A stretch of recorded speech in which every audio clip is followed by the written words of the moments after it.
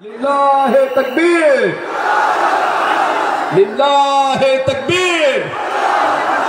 হাজারী সাহেবের আগমন, হাজারী সাহেবের আগমন আদ্দিন ফাউন্ডেশনের পক্ষ থেকে লিল্লাহে তাকবীর।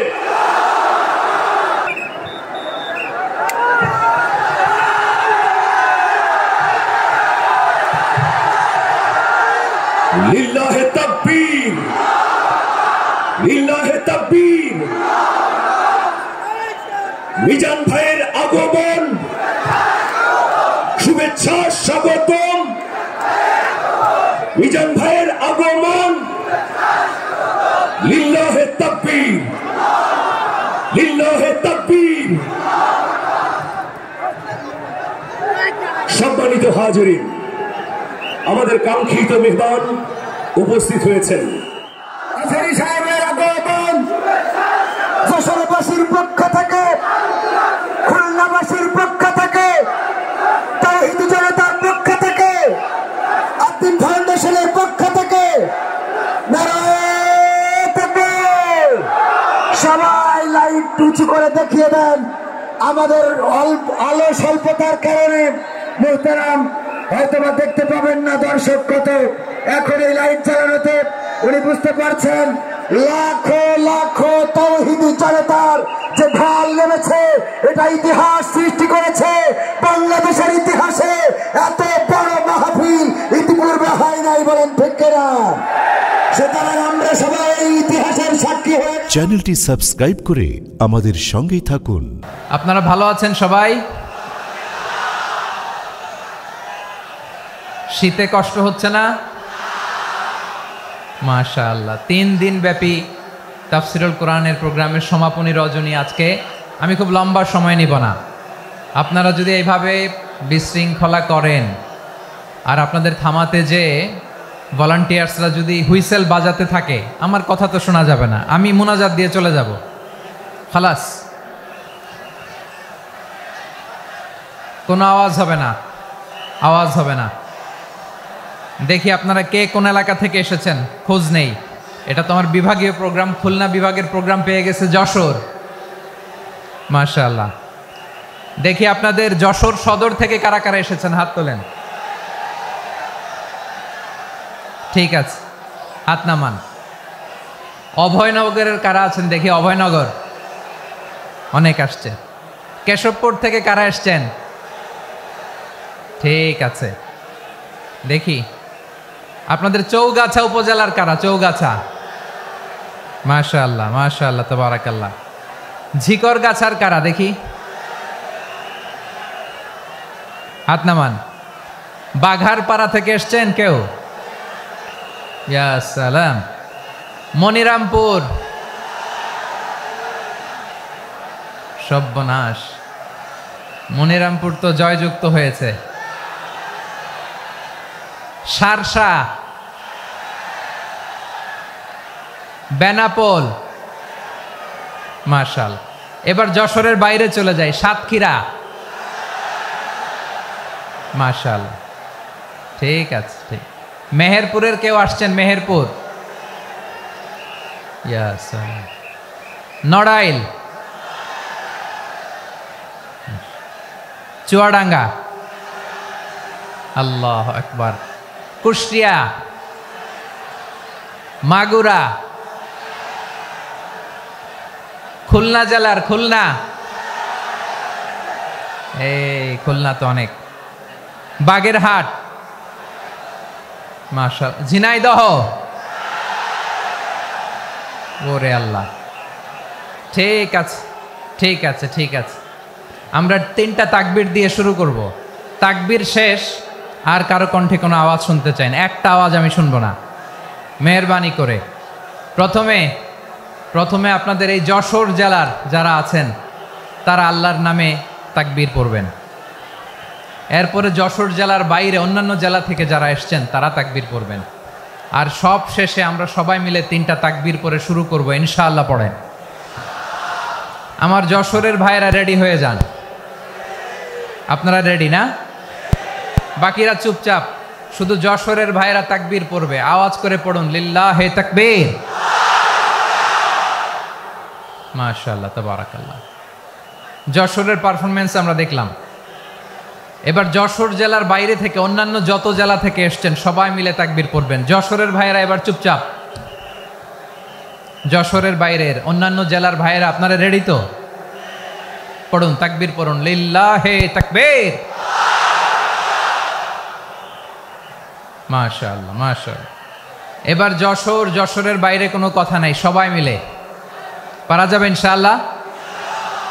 আয়োজক, শ্রোতা, ভলান্টিয়ার্স সবাই মিলে কেউ বাকি থাকবো না। 8 দিনের এই তাফসিরুল কোরআনের প্যান্ডেলকে আমরা আল্লাহর বরত্বের নামের ঘোষণায় প্রকম্পিত করবো ইনশাআল্লাহ। সবাই মিলে 3 তাকবীর, গলা ছেড়ে দিয়ে আওয়াজ করে পড়ুন লিল্লাহে তাকবীর, লিল্লাহে তাকবীর, লিল্লাহে তাকবীর। মাশাআল্লাহ। এই তো, শান্ত হন, এবার শান্ত হন, আমরা শুরু করছি। এই যে কি তোমাদের এখানে কি আওয়াজ হবে না, আওয়াজ হবে না। প্রায় 30টার মতো এলইডি স্ক্রিন আছে, ওদিকে চলে যাও, ওদিকে চলে যাও, অথবা চুপ করে বসো বা দাঁড়িয়ে থাকো, আমরা শুরু করছি।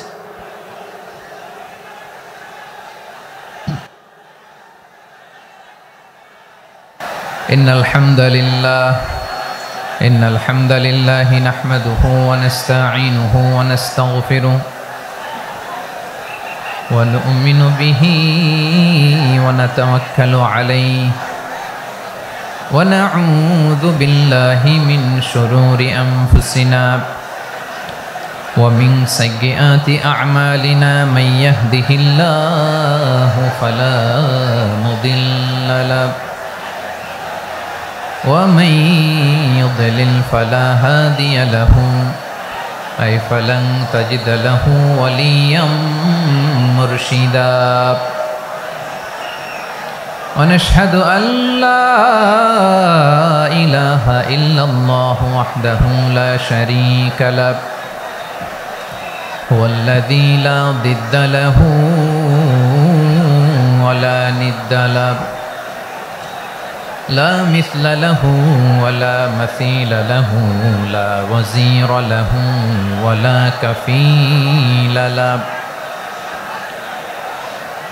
لا شبه له ولا شبيه له لا ولد له ولا والد له وهو الواحد الفرد الصمد لم يلد ولم يولد ولم يكن له كفوا أحد ونشهد أن سيدنا ونبينا وحبيبنا وبشيرنا ونذيرنا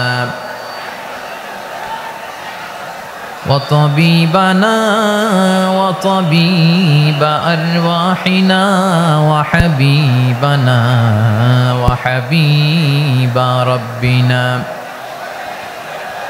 محمدا عبد الله ورسوله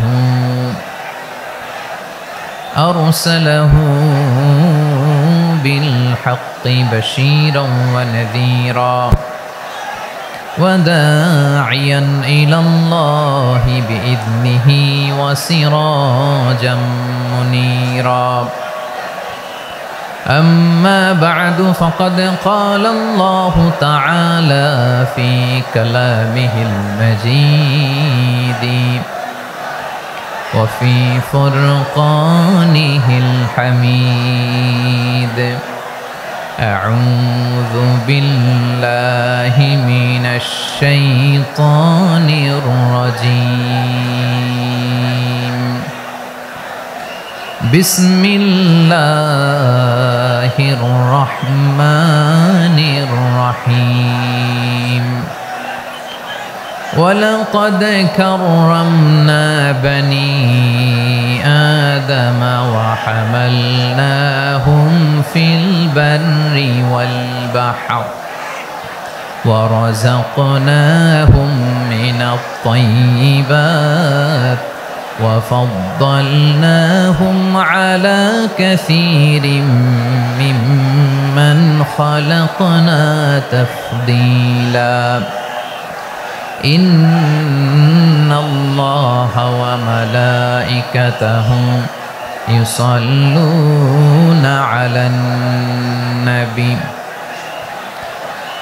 يا أيها الذين آمنوا صلوا عليه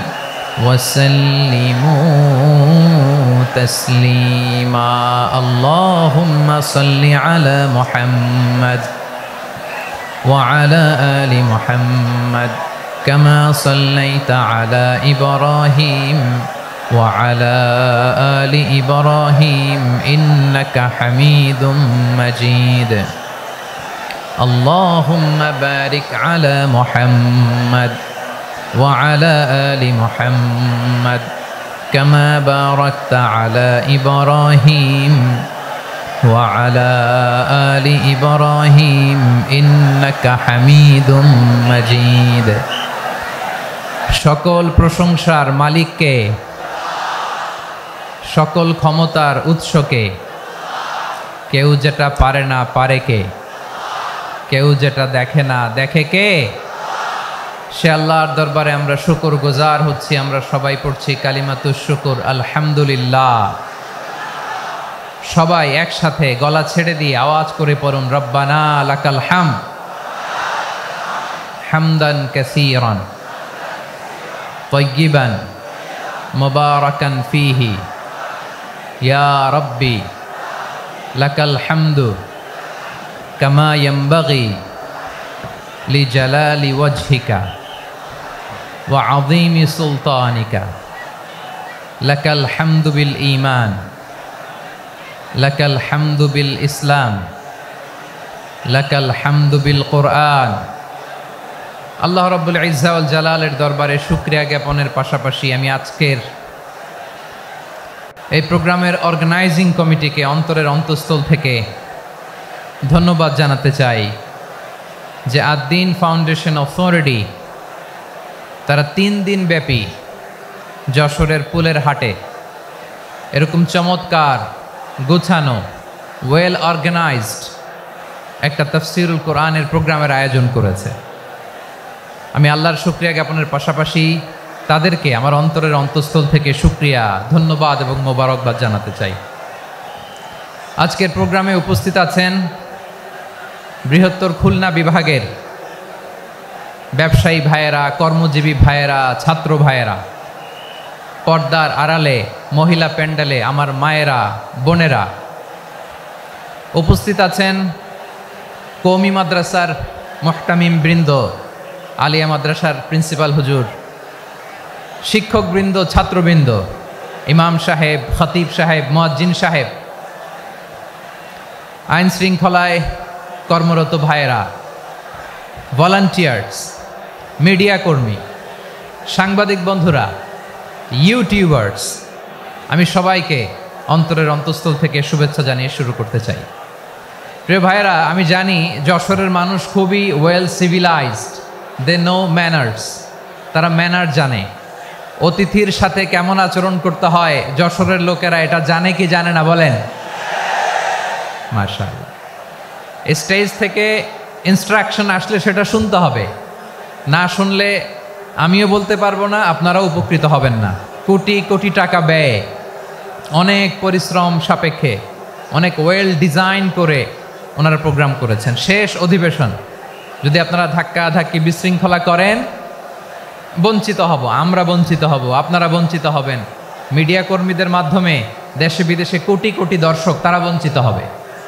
আর যদি একটা নীরব নিস্তব্ধ নিঝুম পরিবেশ আমাকে উপহার দেন আমি জনগুরুত্বপূর্ণ যেটা রাষ্ট্রের জন্য গুরুত্বপূর্ণ যেটা সামাজিকভাবে আমাদের জন্য গুরুত্বপূর্ণ আমার ব্যক্তি জীবনের জন্য গুরুত্বপূর্ণ গোটা মানবতার জন্য গুরুত্বপূর্ণ এরকম কিছু বার্তা আজকের এই ঐতিহাসিক যশোরের প্রোগ্রামে আমি রাখতে চাই ইনশাআল্লাহ প্রিয় ভাইয়েরা অনেক আলোচনা হয়েছে 3 দিন ব্যাপী দেশ বরেণ্য প্রথিতযশা ওলামায়ে হজরতের মুখে আপনারা অসংখ্য কথা শুনেছেন আমলের জন্য এগুলোই যথেষ্ট নতুন করে আমার বলার কিছুর দরকার নেই নতুন করে উপস্থাপনের মতো বলার মতো আমার কাছে কিছু নাইও। যা বলার ১৫০০ বছর আগে আল্লাহ তাআলা উম্মাকে বলে দিয়েছেন, ঠিক কিনা? এমন কিতাব দান করেছে যে কিতাবে ভুল নাই, যতই পড়ি ততই শেখা যায়। বিয়ন্ডলেস, বাউন্ডলেস, বটমলেস, কুল কিনারা নাই, কুল কিনারা বিহীন সাগর। পড়েন সুবহানাল্লাহ। গত 3 দিন ধরে স্কলাররা যে সমস্ত বিষয়ে কোরআন সুন্নাহর আলোকে আলোচনা করেছে, আমরা যেন সেগুলোর উপর আমল করতে পারি। আল্লাহ তৌফিক দান করুক, আমরা পড়ি আমিন। আসুন এখানে আসার বসার এই প্রোগ্রামে অংশগ্রহণ করার উদ্দেশ্যকে, নিয়াতকে আমরা খালেস করে নেই। আজকে আমরা যা শুনবো শিখবো আমলের নিয়তে শুনবো, ঠিক কিনা বলেন? শেষ পর্যন্ত নীরবতা বজায় রাখবো। আমি উঠবো, আপনারা উঠবেন। এর আগে ওঠা যাবে না। স্কেডিউলে একটু চেঞ্জ এসেছে, এশার সালাত হয়নি। আমার আলোচনার পরপরই আজান হবে, এশার সালাতে আমরা জামাতে অংশগ্রহণ করে একসাথে বিদায় নেব ইনশাল্লাহ। বলেন। বিশৃঙ্খলা করলে আমার বুঝাতে, পয়েন্টগুলো শেয়ার করতে দেরি হবে। আর এই যে এরকম নীরব নিস্তব্ধ থাকলে সুবিধা হবে। আল্লাহর ওয়াস্তে বি স্মার্ট। জায়গা না হলে চলে যাবেন, আওয়াজ করবেন না। ভলান্টিয়াররাও আওয়াজ নয়, ইশারা ইঙ্গিতে। প্রিয় ভাইয়েরা, যে টপিকটি নিয়ে আমি আপনাদের সামনে আজকে কথা বলতে চাই, টপিকটি অনেক গুরুত্বপূর্ণ। টপিকটি হচ্ছে হিউম্যান রিসোর্স ডেভেলপমেন্ট, মানব সম্পদ উন্নয়ন। কারণ আল্লাহ তাআলা আমাদের যা দেখ আর না দেখ এটা দিছে। মানুষ আর মানুষ, 18 কোটি মানুষ, ঠিক কিনা? এই 18 কোটির জনসংখ্যার দেশে বসবাস করে আমরা খুশি না বেজার? খুশি হইতে হবে, বেজার হইেন না। জাপানের খবর জানেন? তাদের গ্রোথ রেট নিচের দিকে, উল্টো। জনসংখ্যা নাই, বাচ্চা নিলে, সন্তান নিলে গভর্নমেন্ট তাদের টাকা দেয়। আমাদেরকে আল্লাহ তাআলা দয়া করে মায়া করে এই সম্পদটা দিয়েছেন। এই মানব সম্পদকে যেন আমরা কাজে লাগাই ইনশাআল্লাহ। পড়েন সবাই। হিউম্যান রিসোর্স ডেভেলপমেন্ট অনেক জনগুরুত্বপূর্ণ বিষয়, খুব সেন্সিটিভ বিষয়। বুঝতে হবে যশোরের স্মার্ট ছেলেরা, এই যে আমি যাদেরকে দেখতে পাচ্ছি, all are the Gen Z of Jessore. যারা জেন জি, ওরা স্মার্ট, ওরা ইশারা ইঙ্গিতে কাজ করে। এই যে পুরো গদি উল্টায় দিছে, ঠিক কিনা? 24-এর ছাত্র নাগরিক অভ্যুত্থান আমাদের দেখিয়ে দিচ্ছে কিভাবে চোখের ইশারায় গদি উল্টে দিতে হয়। তো এই জেনজিদের নিয়ে বসেছে, ওরা তো স্মার্ট, ওরা ডিস্টার্ব করবে না। মেহরবানি করে আমার সাথে কানেক্ট করো, 1 to 1, brain to brain, eye to eye contact করো আমার সাথে। তাকাও, কষ্ট হলো আমার দিকে তাকাও, আওয়াজ করা যাবে না, আমার দিকে তাকাও। প্রিয় ভাইয়েরা,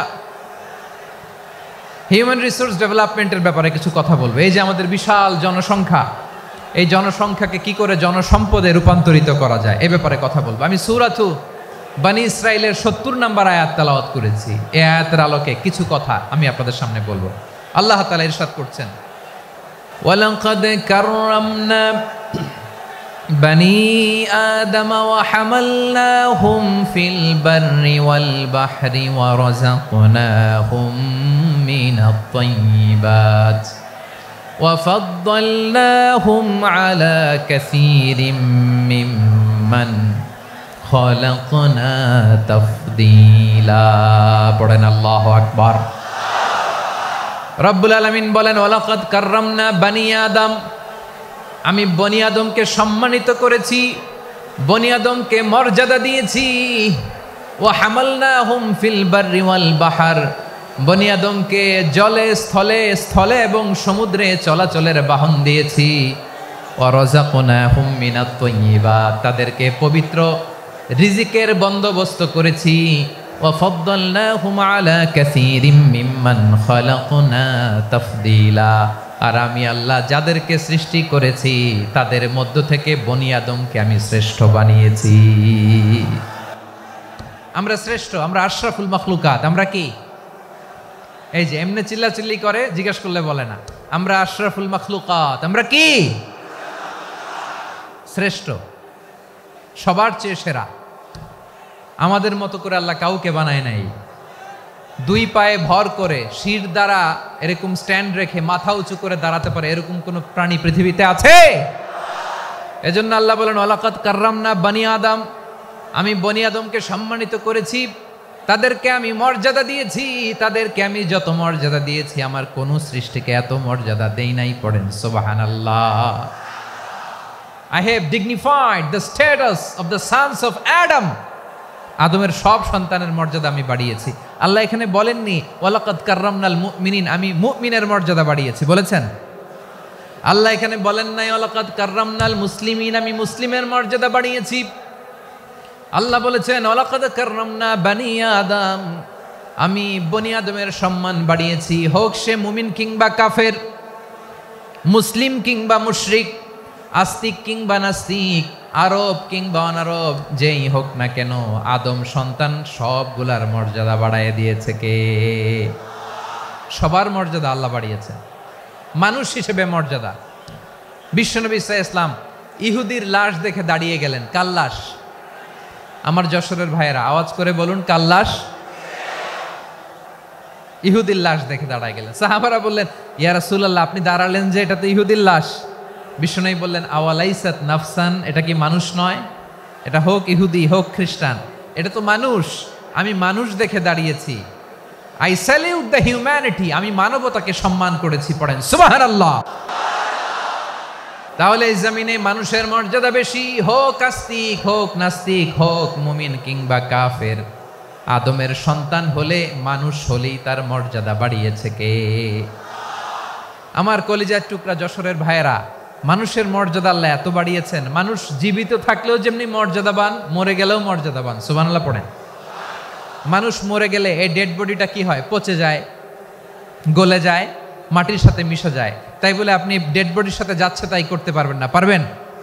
কেউ যদি অন্যায় করে তাকে যদি আপনি শাস্তির আওতায় আনেন, যা মনে চায় করতে পারবেন না। তারা আগুন দিয়ে পোড়াতে পারবেন না, নাক কাটতে পারবেন না, কান কাটতে পারবেন না, অঙ্গ বিকৃতি করতে পারবেন না।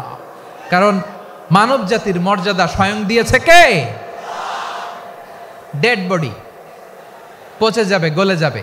তারপর ইসলাম বলে না, খবরদার, এই মরা লাশটারও একটা মর্যাদা আছে না নাই? ইসলাম বলে এই লাশটা গলে যাবে, পচে যাবে, কিন্তু এটার অমর্যাদা করো না। কর্পূর দিয়ে, খেজুর পাতা দিয়ে, এটাকে ওয়ার্ম ওয়াটার দিয়ে, গরম পানি দিয়ে ধৌত করো। সাদা শুভ্র ধবধবে কাপড় দিয়ে লাশটাকে তুমি কাভার করো। তারপরে খাটিয়ার মধ্যে লাশটাকে রেখে বিশাল একটা প্রোগ্রাম করো, একটা ফিউনারাল প্রোগ্রাম করো। ওই প্রোগ্রামের ডানে বায়ে পেছনে লাশটারে রাখলে হবে না, প্রোগ্রামের একেবারে সামনটাতে তুমি লাশটাকে রাখো। সুবহানাল্লাহ। একটা ফিউনারাল প্রোগ্রাম করতে হবে, তাকে শেষ বিদায় জানাতে হবে, যেটাকে আমরা জানাজা বলি। কি বলি? জানাজা মানে মাইয়েতের জন্য দোয়া, তার জন্য দোয়া করা হয়। তাকে একটা সিস্টেমেটিক অর্ডারে কবরে রাখা হয়, সুন্দরভাবে সেটাকে কবরস্থ করা হয়, মাটি দেয়া হয়, পানি দেয়া হয়। তার মানে মরে গেলেও মানুষের সম্মান বাড়ায় দিয়েছে কে? এজন্য আল্লাহ বললেন ওয়ালাকাদ কাররামনা বানি আদম, বনি আদমের সম্মান মর্যাদা আমি আল্লাহ বাড়িয়ে দিয়েছি। মানুষের সম্মানে তুমি কখনো আঘাত করো না, ঠিক কি না? তাহলে ভাই, প্রথম মেসেজ হচ্ছে, the first and foremost message tonight to the people of Jessore. আল্লাহ বলেন I have dignified the status of son of Adam, আমি বনি আদম সবার মর্যাদা বাড়িয়ে দিয়েছি। হোক আস্তিক নাস্তিক, হোক কাফের কিংবা মুশরিক, তার মর্যাদা বাড়াই দিছে কে? যখন বন্যা হয় আমরা ত্রাণ নিয়ে যাই, আমরা শুধু মুসলমানদেরকে ত্রাণ দেই নাকি? হ্যাঁ, আমরা মুসলমানকেও দেই, অমুসলমানকেও দেই, হিন্দুকেও দেই, বৌদ্ধকেও দেই। যেখানেই মানবতা বিপন্ন সেখানে ইসলামের হেল্পিং হ্যান্ড আছে না নাই? সুবহানাল্লাহ। কি দিন আমরা পেয়েছি, কি বিধান আমরা পেয়েছি। ওয়ালাকাদ কাররামনা বানি আদম, আমি বনি আদমকে সম্মানিত করেছি। এরপর আল্লাহ বললেন ওয়া হামালনাহুম ফিল বাররি ওয়াল বাহর, মানুষকে স্থলে এবং সমুদ্রে চলাচলের বাহন আমি দিয়েছি। স্থলে কিভাবে চলবে, জলে কিভাবে চলবে, এই বাহনের ব্যবস্থা করেছে কে? আল্লাহ বললেন ওয়া হামালনাহুম ফিল বাররি ওয়াল বাহর, জলে স্থলে আমি চলাচলের যানবাহনের ব্যবস্থা করেছি। আমরা স্থলে ঘোড়ার উপরে চড়ি, উটের উপরে চড়ি, গাড়ির উপরে চড়ি। এই যে গাড়ির ইঞ্জিন বানাইছি আমরা, এটার মেধা দিয়েছে কে? আবার সাগরের মধ্যে আমরা নৌযান, জলযান, বড় বড় জাহাজ দিয়ে এক মহাদেশ থেকে আরেক মহাদেশ যাই, এক দেশ থেকে মালামালগুলো আরেক দেশে পাঠাই। সাগরের ভেতরে নৌকাগুলোরে ধরে রাখলো কে? والفلك التي تجري في البحر بما ينفع الناس। মানুষের উপকার আছে এরকম সরঞ্জামাদি নিয়ে সাগরের উপরে বিশাল বিশাল জলযানগুলো চলে, এগুলো ডুবে যায় না, কাত হয়ে যায় না, পড়ে যায় না, এগুলোকে স্থিতিস্থাপকতাকে ঠিক করে রাখলো কে? আপনারা জাহাজ দেখেছেন? জাহাজ, হ্যাঁ, বাড়ি চট্টগ্রাম হইলে দেখতে পারতেন, দেখছেন? বিশাল বিশাল জাহাজ, বিশাল জাহাজ মালামাল নিয়ে এক মহাদেশ থেকে আরেক মহাদেশে যায়। গত মাসে আমার জাপান সফর ছিল। এই যে বাংলাদেশে যে গাড়িগুলো চালান, বেশিরভাগ গাড়ি আসে কিন্তু জাপান থেকে। হাজার হাজার গাড়ি একটা জাহাজ বহন করতে পারে, হাজার হাজার গাড়ি। এটাতে সাগরের মধ্যে ভাসাইলো কে? সবাই বলুন, ভাসালো কে? হাজার হাজার গাড়ি নিয়ে জাপানিজ গাড়িগুলো আমাদের চট্টগ্রামের এয়ারপোর্টের বন্দরে ভিড়ে। যুক্তরাষ্ট্রে আমি দেখেছি বিশাল বিশাল জাহাজ। আপনারা টাইটানিক জাহাজের নাম শুনেছেন? টাইটানিকেরও 8 গুণ 10 গুণ বড়। সুবহানাল্লাহ কইবেন না? টাইটানিক জাহাজের 8 গুণ 10 গুণ বড় একটা জাহাজ আছে, আইকন অফ দ্য সি, আমি দেখে এসেছি। রয়্যাল ক্যারিবিয়ান দেখে এসেছি। সাগরের সামনে জেটিতে যখন দাঁড়ালাম, জাহাজটা যখন যায়, আমার মনে হচ্ছে একটা শহর, গোটা শহর, the entire city is floating on the water. পুরো একটা শহর মনে হয় পানির উপর দিয়ে ভেসে যাচ্ছে। পড়েন সুবহানাল্লাহ। এই যে আইকন অফ দ্য সি, এই ক্রুজ, এই জাহাজটা, এটার ভিতরে স্টেডিয়াম আছে। কিসের ভিতরে স্টেডিয়াম?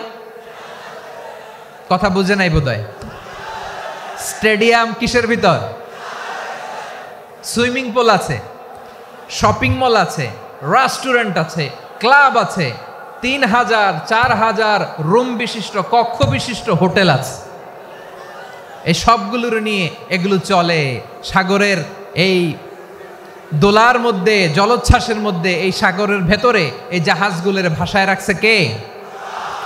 সূরাতুর রহমানে আল্লাহ তাআলা বললেন, ওয়ালাহুল জাওয়ারিল মুনশাআতু ফিল বাহরি কাল আ'লাম ফাবিআইয়ি আলা, সবাই পড়েন, ফাবিআইয়ি আলাই রাব্বিকুমা তুকাযিবান।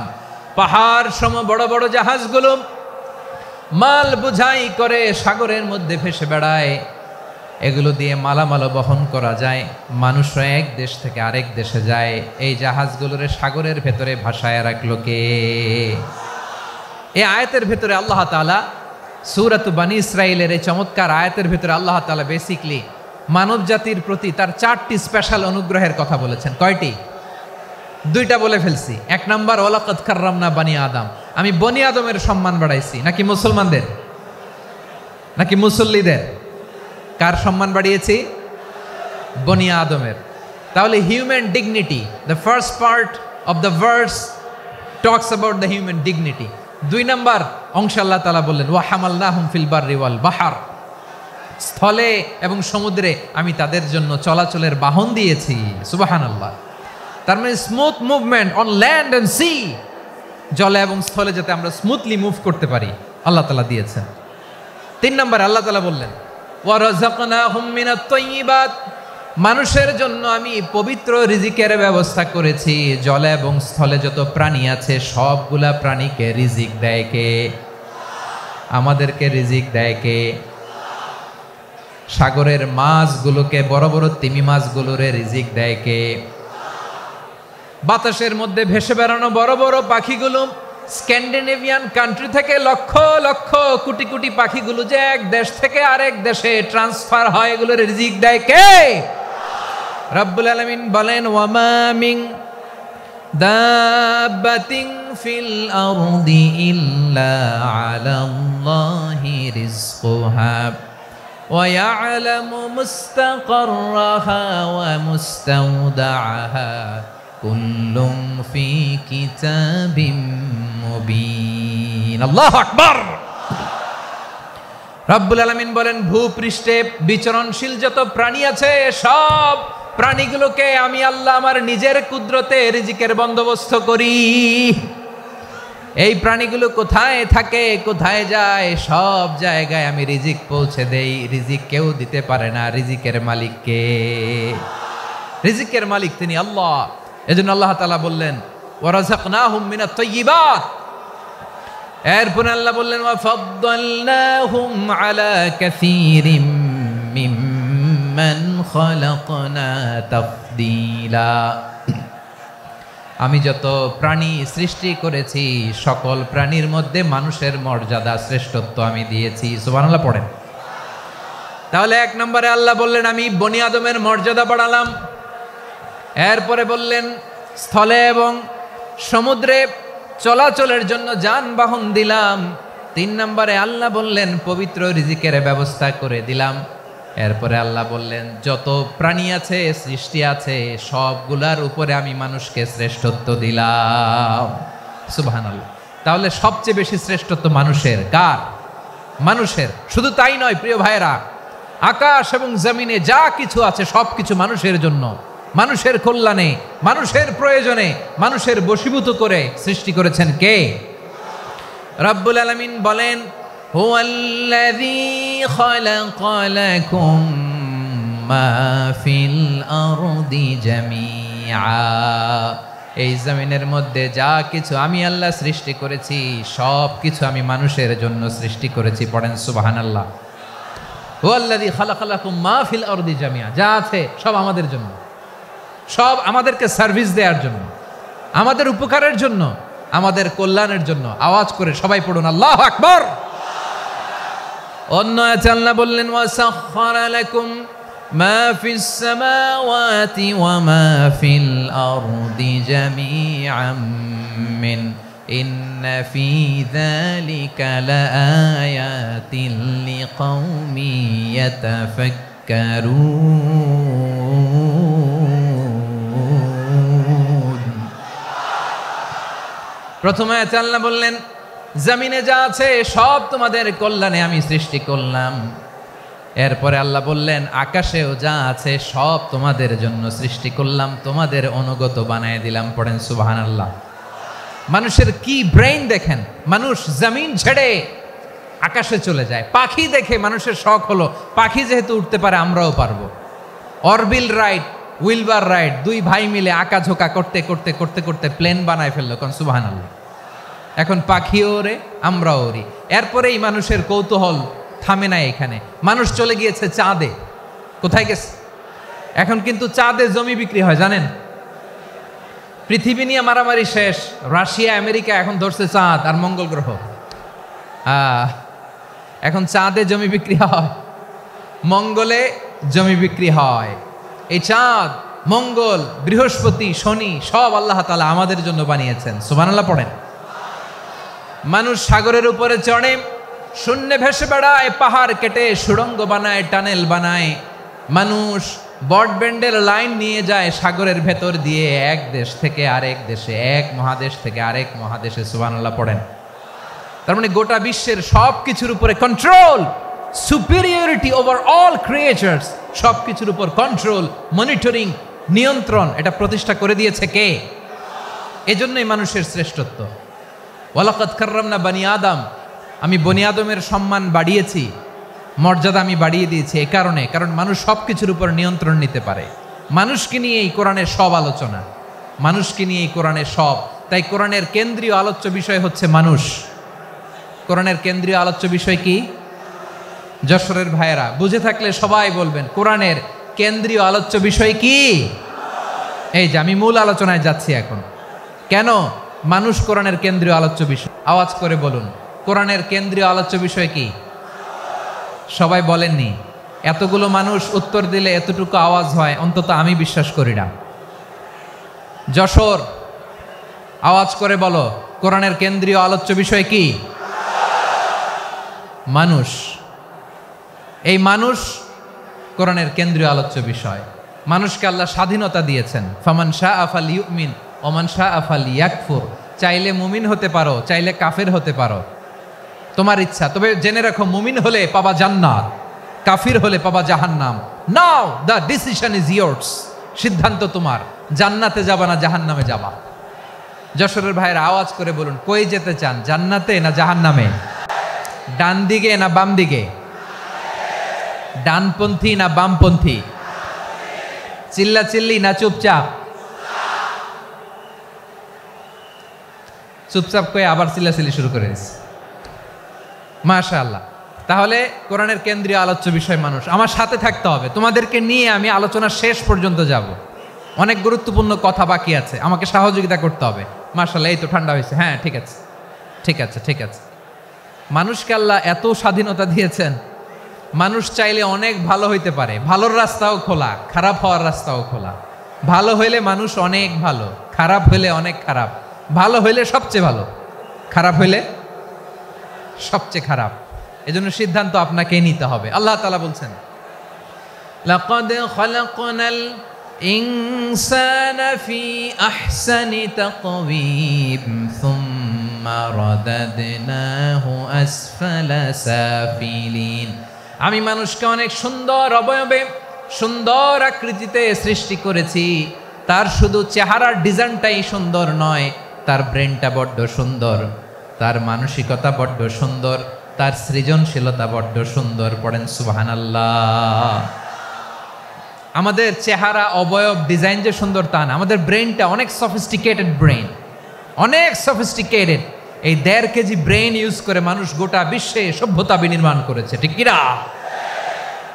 এই ব্রেন আল্লাহ তাআলা আমাকে দিয়েছে। এটারে কাজে লাগালে, আপনার 6 সেন্স কাজে লাগালে আপনি অনন্য মানুষ হয়ে উঠবেন, মহামানবে রূপান্তরিত হবেন। মানুষ হতে পারে, চাইলেই মহামানব হতে পারে। আবার যদি মানুষ চায় খারাপও হতে পারে। আল্লাহ বললেন শুধু ভালোই না, ভালো হতে চাইলে অনেক ভালো তুমি হতে পারো, আবার খারাপ হতে চাইলে অনেক খারাপ তুমি হতে পারো। সুম্মা রাদাদনাহু আসফালা সাফিলিন। খারাপ হলে একেবারে খারাপ হতে পারো, নিকৃষ্ট হলে একেবারে নিকৃষ্ট হতে পারো, ভালো হলেও ভালো হতে পারো। কোন সুবহানাল্লাহ। এবার আওয়াজ করে বলুন, ভালো হতে চাই না খারাপ? শ্রেষ্ঠ না নিকৃষ্ট? মানুষ ভালো হলে মানুষ ফেরেশতার চেয়েও ভালো, মানুষ খারাপ হলে সে পশুর চেয়েও খারাপ। কথা ঠিক কিনা বলেন? ভালো হলে ফেরেশতার চেয়েও ভালো, খারাপ হলে পশুর চেয়েও নিকৃষ্ট। তার মানে শ্রেষ্ঠত্বে, মানুষ শ্রেষ্ঠত্বে ফেরেশতাকে হার মানায়, আর অধপতনে শ্রেষ্ঠত্বে ফেরেশতাকে ছাড়িয়ে যায়, আর অধপতনে পশুকেও হার মানায়।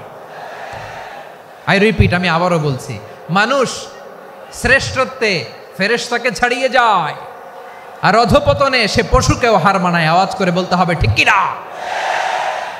এটার প্রমাণ কি? মানুষ শ্রেষ্ঠ হইলে যে ফেরেশতার চেয়েও সেরা, তার প্রমাণ কি? আল্লাহ তাআলা বলছেন, ওয়া ইয কুলনা লিল মালাইকাতি ইসজুদু লি আদম ফাসাজাদু ইল্লা ইবলিস আবা ওয়াস্তাকবারা ওয়া কানা মিনাল কাফিরিন। আল্লাহ বলেন, স্মরণ করো সে সময়ের কথা যখন আমি ফেরেশতাদেরকে বললাম, ও ফেরেশতারা আদমকে সেজদা দাও। সব ফেরেশতারা সম্মান সূচক সেজদা আদমকে দিল, তারা আদমের জন্য সেজদায় লুটিয়ে পড়লো, একজন ছাড়া, তার নাম ইবলিস। আওয়াজ করে বলেন, তার নাম কি? সে অহংকার প্রদর্শন করলো, সে কাফের হয়ে গেল, বাকি সব ফেরেশতারা সেজদা দিল। সুবহানাল্লাহ। আবার আদম আলাইহিস সালামকে আল্লাহ জিজ্ঞেস করলেন, সব বলে দিল উত্তর, কিন্তু ফেরেশতাদেরকে একই প্রশ্ন জিজ্ঞেস করলেন, তারা উত্তর করতে পারে নাই। তার মানে এর মধ্য দিয়ে প্রমাণিত হয়, মানুষ ভালো হলে ফেরেশতার চেয়েও ভালো, ফেরেশতার চেয়েও মানুষের মর্যাদা বাড়িয়ে দিয়েছে কে? সব নূরের ফেরেশতা যখন মাটির আদমকে সেজদা দেয়, এটা প্রমাণ করে ফেরেশতার চেয়েও মানুষের মর্যাদা বাড়িয়ে দিয়েছে কে? তুমি মাটির আদমকে প্রথম সৃষ্টি করিয়া ঘোষণা করিয়া দিলে শ্রেষ্ঠ বলিয়া, তাই তো নূরের ফেরেশতা করে আদমকে সেজদা। ঠিক কিনা বলেন? তাই তো নূরের ফেরেশতা করে আদমকে সেজদা, সবার চেয়ে সম্মান দিলে মাটির আদমকে। আল্লাহু আল্লাহু তুমি জাল্লে জালালুহু, শেষ করা তো যায় না গে তোমার গুণগান। পড়েন না, পড়েন। আল্লাহু আল্লাহু তুমি জাল্লে জালালুহু, শেষ করা তো যায় না গে তোমার গুণগান। আল্লাহু আল্লাহু, আল্লাহু আকবার। আদমের মর্যাদা বেশি, মানুষের মর্যাদা বেশি, মানুষ শ্রেষ্ঠ তার প্রমাণ নূরের ফেরেশতা মাটির আদমকে সেজদা করে আওয়াজ করে বলেন ঠিক কি না? তাহলে মানুষ ভালো হলে ফেরেশতার চেয়ে ভালো। আবার মানুষ যদি খারাপ হয় সে পশুর চেয়েও খারাপ, অধপতনে পশুত্বকে হার মানায়। তার প্রমাণ কি? তার প্রমাণ হচ্ছে যশোরের ভাইরা দেখবেন পত্রিকায় নিউজ পেপারে মাঝে মাঝে এরকম দেখা যায়, এক মানুষ আরেক মানুষকে হত্যা করে 20 টুকরা করে বস্তার ভিতরে ভরেছে। আপনারা এই নিউজ পড়েন নাই না? দেখেন নাই? দেখছেন? মানুষ মানুষকে হত্যা করে কয় টুকরা? জোরে বলেন। এখানেই ক্ষান্ত হয় না, আবার কোথায় ভরছে? বস্তার ভেতরে। আচ্ছা, বুঝে থাকলে আওয়াজ করে বলেন, কোনদিন শুনছেন একটা হাতি আর একটা হাতিকে হত্যা করে 20 টুকরা করছে, এরপরে বস্তার ভিতরে ভরছে? হয়েছে? তাহলে দেখেন, মানুষ যদি খারাপ হয় সে পশুকেও হার মানায়। চিল্লায় বলো ঠিক কিনা?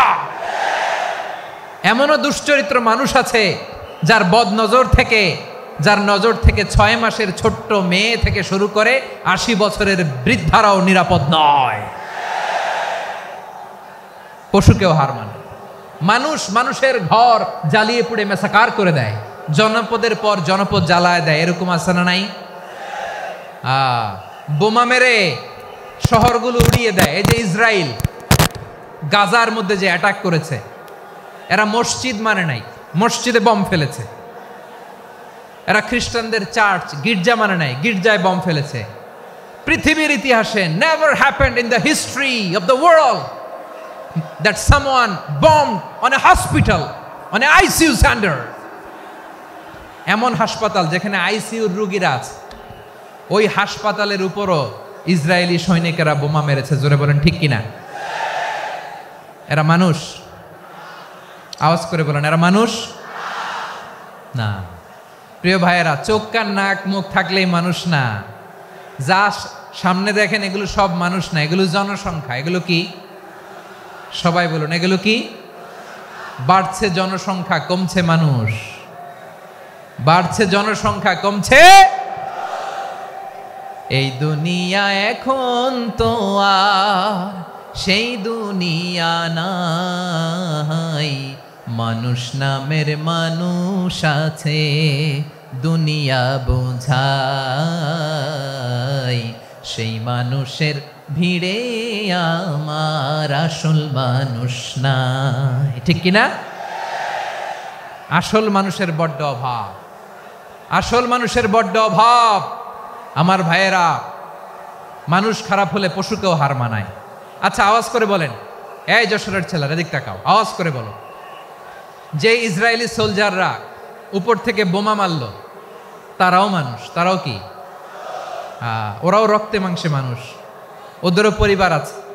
বোমা মেরে যেই মেয়েটাকে তারা অনাথ বানায়, ইয়াতিম বানায়, ও কিন্তু বাসায় ওর মেয়েটাকে রেখে আসছে। ঠিক কিনা বলেন? বম্বিং করে যে বাবাকে মেরে, স্বামীকে মেরে স্ত্রীকে বিধবা বানায়, তারও ঘরে স্ত্রী আছে। উপর থেকে বম মেরে মানুষ মেরে দিচ্ছে, তারাও মানুষ। 1945 সালের 6 আগস্ট আমেরিকান সোলজাররা হিরোশিমায় বম মেরেছে। আমি নিজে দেখে এসেছি জাপানের হিরোশিমাতে। সকাল 8:15 মানুষ কেউ অফিসে যাচ্ছিল, কেউ খেতে খামারে কাজ করতে যাচ্ছিল। লিটল বয় নামে একটা বোম মেরেছে তারা।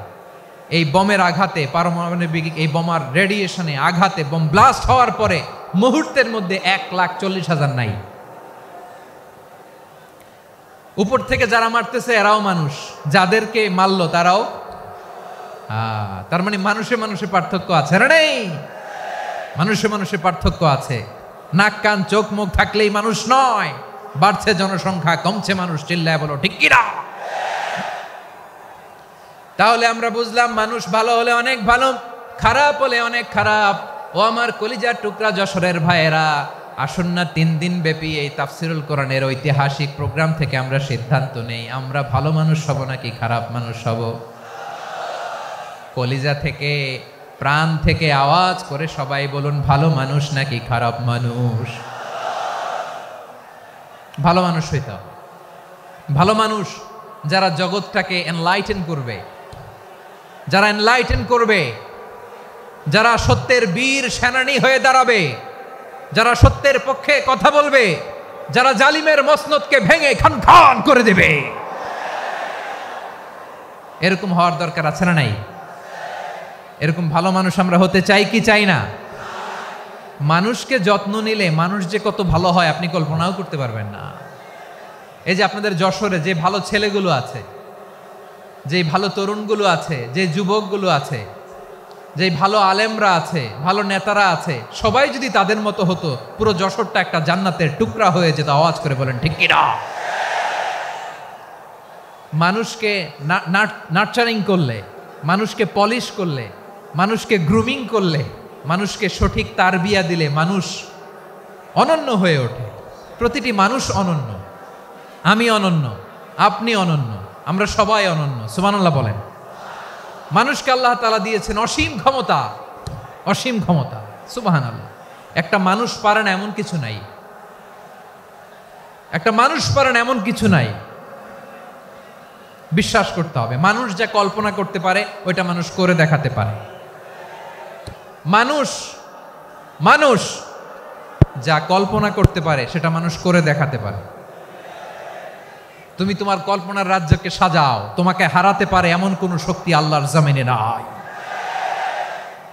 তোমার কি শক্তি, কি সম্ভাবনা তুমি জানোই না মিয়া।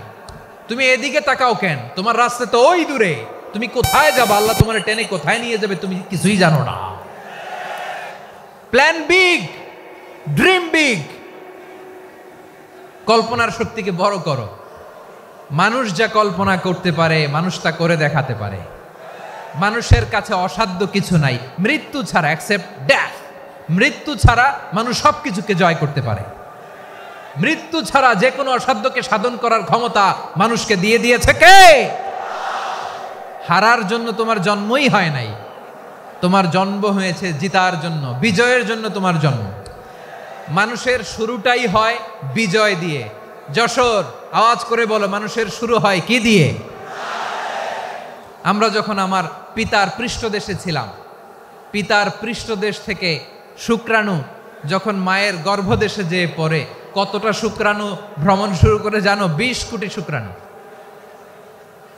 একবার সিমেন আউট হলে সেখানে 20 কোটি শুক্রাণু থাকে, ভ্রমণ শুরু করে।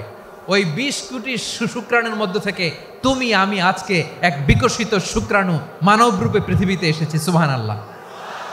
ওই 20 কোটি শুক্রাণুর প্রতিযোগিতায় সবাইরে পেছনে ফেলে সেদিন আমি সফল হয়েছিলাম, সেদিন আমি বিজয়ী হয়েছিলাম। সেদিন আমি এত ছোট ছিলাম মাইক্রোস্কোপ দিয়েও আমার অস্তিত্ব টের পাওয়া যায় না।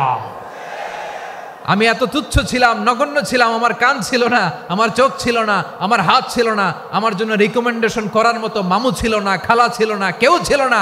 তারপরেও ওই প্রতিযোগিতায়, ওই কম্পিটিশনে যখন আমারে কেউ হারাতে পারে নাই, আল্লাহর জমিনেও আমারে কেউ হারাতে পারে না।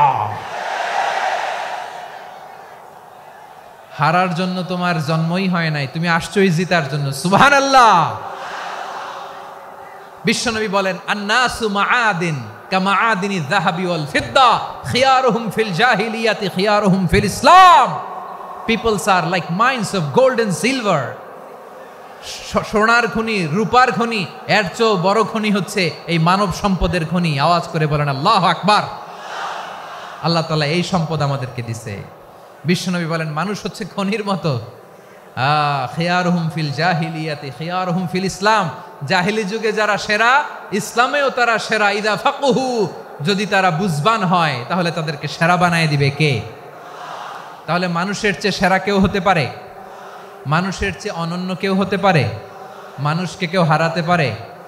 আওয়াজ করে বলো, তোমাকে কেউ হারাতে পারবে? এই সাহস জাগছে আজকের আলোচনা থেকে। আমি তুমি অনন্য, আমাকে তোমাকে হারায় দেওয়া এত সহজ না, ঠিক কিনা? একটা কথা জীবনের সাথে সেট করে নিতে হবে, আমি জিতি নয় শিখি, আমি কখনো হারি না। জীবনের সাথে সেট করে নাও, জেনজি অফ জেসর, আমি কখনো হারি না, আমি হয় জিতি নয় শিখি। চিল্লায় বলো ঠিক কি না? আমি কখনো হারি না, আমারে হারানো এত সোজা না। কি সাহস জাগছে? বুকে সাহস জাগছে? তাকবীর পড়ো, লিল্লাহে তাকবীর। তাহলে বিশ্বনবী বললেন নাসু মাআদিন, মানুষ হচ্ছে খনি। এই ধাক্কা ধাক্কি আমি জানি এগুলো ভালোবাসার ধাক্কা ধাক্কি, এজন্য আমি সহ্য করে নেই। এগুলো যে ভালোবাসার ধাক্কা ধাক্কি এটা আমরা বুঝি। পৃথিবীর কোনো আইন, সিকিউরিটি, প্রটোকল দিয়ে এটারে মানানো যাবে না, কারণ এটা তো ভালোবাসা, লাভ। লাভ কোনো আইন কানুন দিয়ে বাধা যায় না, মানানো যায় না। ঠিক কিনা বলো?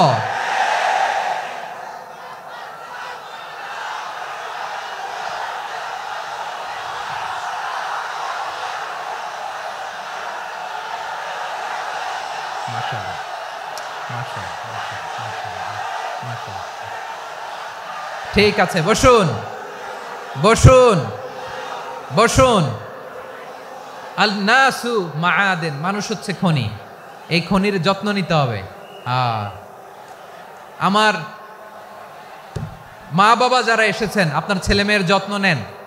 আপনার ছেলের মধ্যে যে কি পটেনশিয়াল আপনি জানেন না। আপনার এই ছোট্ট অবুজ ছেলেটাই আগামী দিনের শায়েখ আহমদুল্লাহ হবে। আপনার হেফজখানায় পড়া ওই ছোট্ট ছেলেটাই আগামী দিনের আল্লামা মামুনুল হক হবে। আপনার ওই ছেলেটা আমির হামজা হবে, আব্দুল হাই সাইফুল্লাহ হবে। এভাবে বড় বড় আলেম হবে, তারা যুগশ্রেষ্ঠ আলেম হবে। সেই একদিন এই বাংলাদেশের পার্লামেন্টে যে বক্তব্য দিয়ে যশোরের পক্ষে কথা বলবে। আপনি জানেন না, কাউকে ছোট করবেন না আপনি, ওর কনফিডেন্স আপনি কমাবেন না, আপনি কমাতে পারেন না। প্যান্ডেলে আমার যে মা বোনেরা আছেন, ছেলে মেয়েদেরকে কখনো ছোট করে কথা বলবেন না। ও যে কোথায় যাবে আপনি জানেন না, আপনি মা হয়ে তাকে সাহস দিবেন, তার কল্পনার জগৎটাকে সাজাতে তাকে উৎসাহিত করবেন। ঠিক কিনা বলেন? আর আমার প্যান্ডেলের আমার প্রিয় শ্রদ্ধাশীলা মায়েরা বোনেরা, আপনারা তো আরো দামি সম্পদ। বিশ্বনবী বলেন আর দুনিয়া কুল্লুহা মাতা। আল্লাহ আল্লাহ আল্লাহ, বিশ্বনবীর কথার ওজন দেখেন। আর দুনিয়া কুল্লুহা মাতা ওয়া খায়রু মাতা'আদ দুনিয়াল মারআতুস সালিহা। বিশ্বনবী বলেন দুনিয়ায় যা দেখো সব আল্লাহর দেওয়া অ্যাসেট, সম্পদ। আর এত অ্যাসেটের ভিড়ে সবচাইতে শ্রেষ্ঠ সম্পদ হচ্ছে নেককার নারী। সুবহানাল্লাহ। ভাইয়েরা বোনের সাথে খারাপ আচরণ করো না, সন্তান মায়ের সাথে খারাপ আচরণ করো না। আমাদের মায়েরা আমাদের asset, they are our priceless asset. কারণ এই মায়েদের পেটে এসেছে আল্লাহর ওলিরা, এই মায়েদের পেটে এসেছে খান জাহান আলী, এই মায়ের পেটে এসেছে শাহজালাল ইয়ামানি, এই মায়ের পেটে এসেছে আল্লাহর সব নবীরা। নাকি নবীরা আকাশ থেকে ধপ করে জমিনে নেমে আসছে? মায়ের পেটে আসছে। এই মায়ের পেটগুলো খনি। আমার সম্মানিতা মায়েরা বোনেরা, নিজেকে ইসলাম দিয়ে সাজান, নিজেকে ইসলাম দিয়ে সাজান, নিজেকে পবিত্র রাখুন, নিজের আব্রু ইমান ইজ্জতের হেফাজত করুন, কোরআন পড়ুন, সুন্নাহ পড়ুন। আপনি জানেন না আপনার গর্ভে কে আসছে, কোন ক্ষণজন্মা পুরুষকে আল্লাহ তাআলা আপনার গর্ভে পাঠাবে আপনি জানেন না। মায়েরা নিজেদেরকে পবিত্র রাখুন, ইসলাম চর্চা করুন, কোরআন চর্চা করুন, নৈতিকতা দিয়ে নিজেকে সাজান। যশোরের জেনজি, নিজেদেরকে প্রস্তুত রাখো আগামীর বাংলাদেশের জন্য। নৈতিকতা, মোরালিটি, ভ্যালিউজ দিয়ে নিজেকে সাজাও, ইসলাম দিয়ে নিজেকে সাজাও। কারণ আগামীর বাংলাদেশ ইসলামের বাংলাদেশ। বাংলাদেশের আসল পরিচয় ইসলাম। বাংলাদেশের আসল পরিচয় কি? সবাই বলে না। বাংলাদেশের আসল পরিচয় কি? এই ইসলাম নিয়ে আমরা সংসদ ভবন সাজাবো, রাজি আছি না নাই? শেকড় ভুলে যাওয়া যাবে না। আমরা ধাপে ধাপে শারিয়া আইনের দিকে যাব ইনশাআল্লাহ, কিন্তু জঙ্গিবাদ দিয়ে নয়, কট্টর পন্থা দিয়ে নয়। আমরা ইন্টেলেকচুয়ালি, গ্রাজুয়ালি, ধাপে ধাপে শারিয়া আইনের দিকে মুভ করব ইনশাআল্লাহ। বলো লিল্লাহি তাকবীর। এদেশের আসল পরিচয় সবাই বলে না, আওয়াজ করে এদেশের আসল পরিচয়। এদেশে আজান শুনে সূর্য ওঠে শহর গ্রামে, এদেশে আজান শুনে সূর্য ডুবে সন্ধ্যা নামে, এদেশে সকল কাজে সবাই বলে বিসমিল্লাহ, এদেশে ভালো কিছু দেখে শুনে হাসি মুখে সবাই বলে মাশা আল্লাহ। সুবহানাল্লাহ সুবহানাল্লাহ সুবহানাল্লাহ সুবহানাল্লাহ সুবহানাল্লাহ সুবহানাল্লাহ সুবহানাল্লাহ সুবহানাল্লাহ। ও নবীন তরুণ তোমার কিসের এত ভয়, জেনে রেখো বাংলাদেশের আসল পরিচয়। বাংলাদেশের আসল পরিচয় ইসলাম। আওয়াজ তুলে বলো, আসল পরিচয় কি? এদেশে পরস্পরে দেখা হলে দেয় সালাম, এদেশে আমজনতার হৃদয় জুড়ে পাক্কা আলাম। ঠিক কি না? এদেশে বিপদ এলে সর্বজনে সর্বক্ষণে দোয়া পড়ে ইন্না লিল্লাহ সুবহানাল্লাহ সুবহানাল্লাহ সুবহানাল্লাহ সুবহানাল্লাহ। এদেশে আজান শুনে সূর্য ওঠে শহর গ্রামে, এদেশে আজান শুনে সূর্য ডুবে সন্ধ্যা নামে, এদেশে সকল কাজে সবাই বলে বিসমিল্লাহ, এদেশে ভালো কিছু দেখে শুনে হাসি মুখে সবাই বলে মাশা আল্লাহ। সুবহানাল্লাহ, আওয়াজ করে সুবহানাল্লাহ সুবহানাল্লাহ সুবহানাল্লাহ সুবহানাল্লাহ। সবাই একসাথে সুবহানাল্লাহ সুবহানাল্লাহ সুবহানাল্লাহ সুবহানাল্লাহ। এদেশের আসল পরিচয় কি? আওয়াজ করে বলতে ভয় লাগে। এদেশের আসল পরিচয় কি? ইসলাম দিয়ে আমাদের সংসদ ভবন চলুক, আমরা চাই কি চাই না?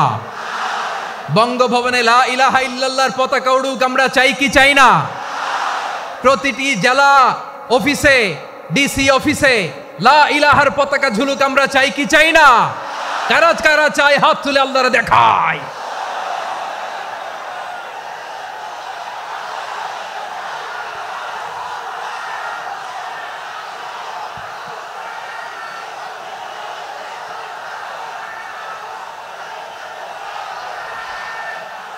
মাশাআল্লাহ মাশাআল্লাহ মাশাআল্লাহ মাশাআল্লাহ।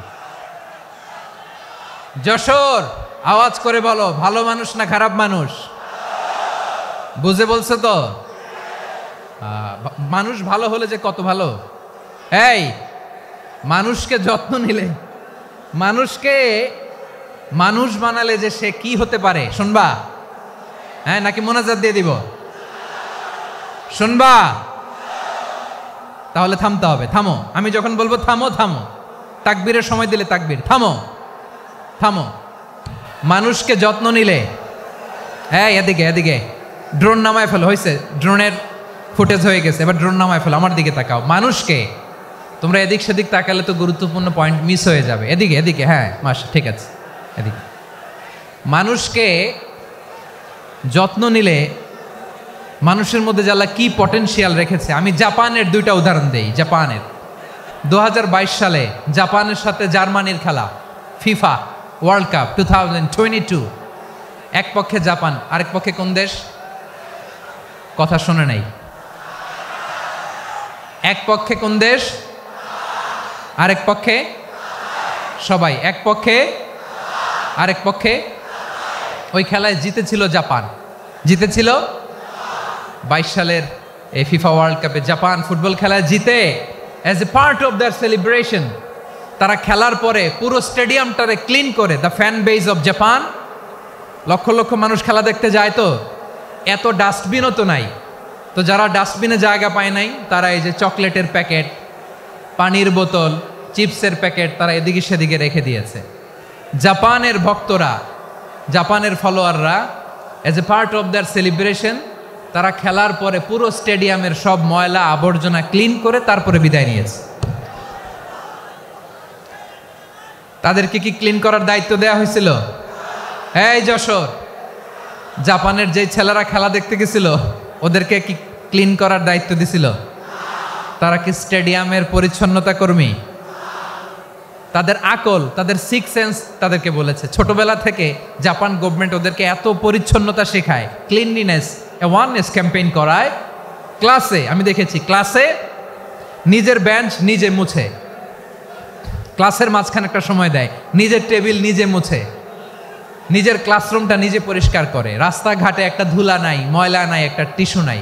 খেলার পরে গোটা বিশ্বকে তাক লাগিয়ে দিয়েছে। জাপানের ফ্যানরা সবার রেখে যাওয়া গার্বেজ, টিস্যু, বোতল পরিষ্কার করে তারপরে স্টেডিয়াম থেকে বিদায় নিয়েছে।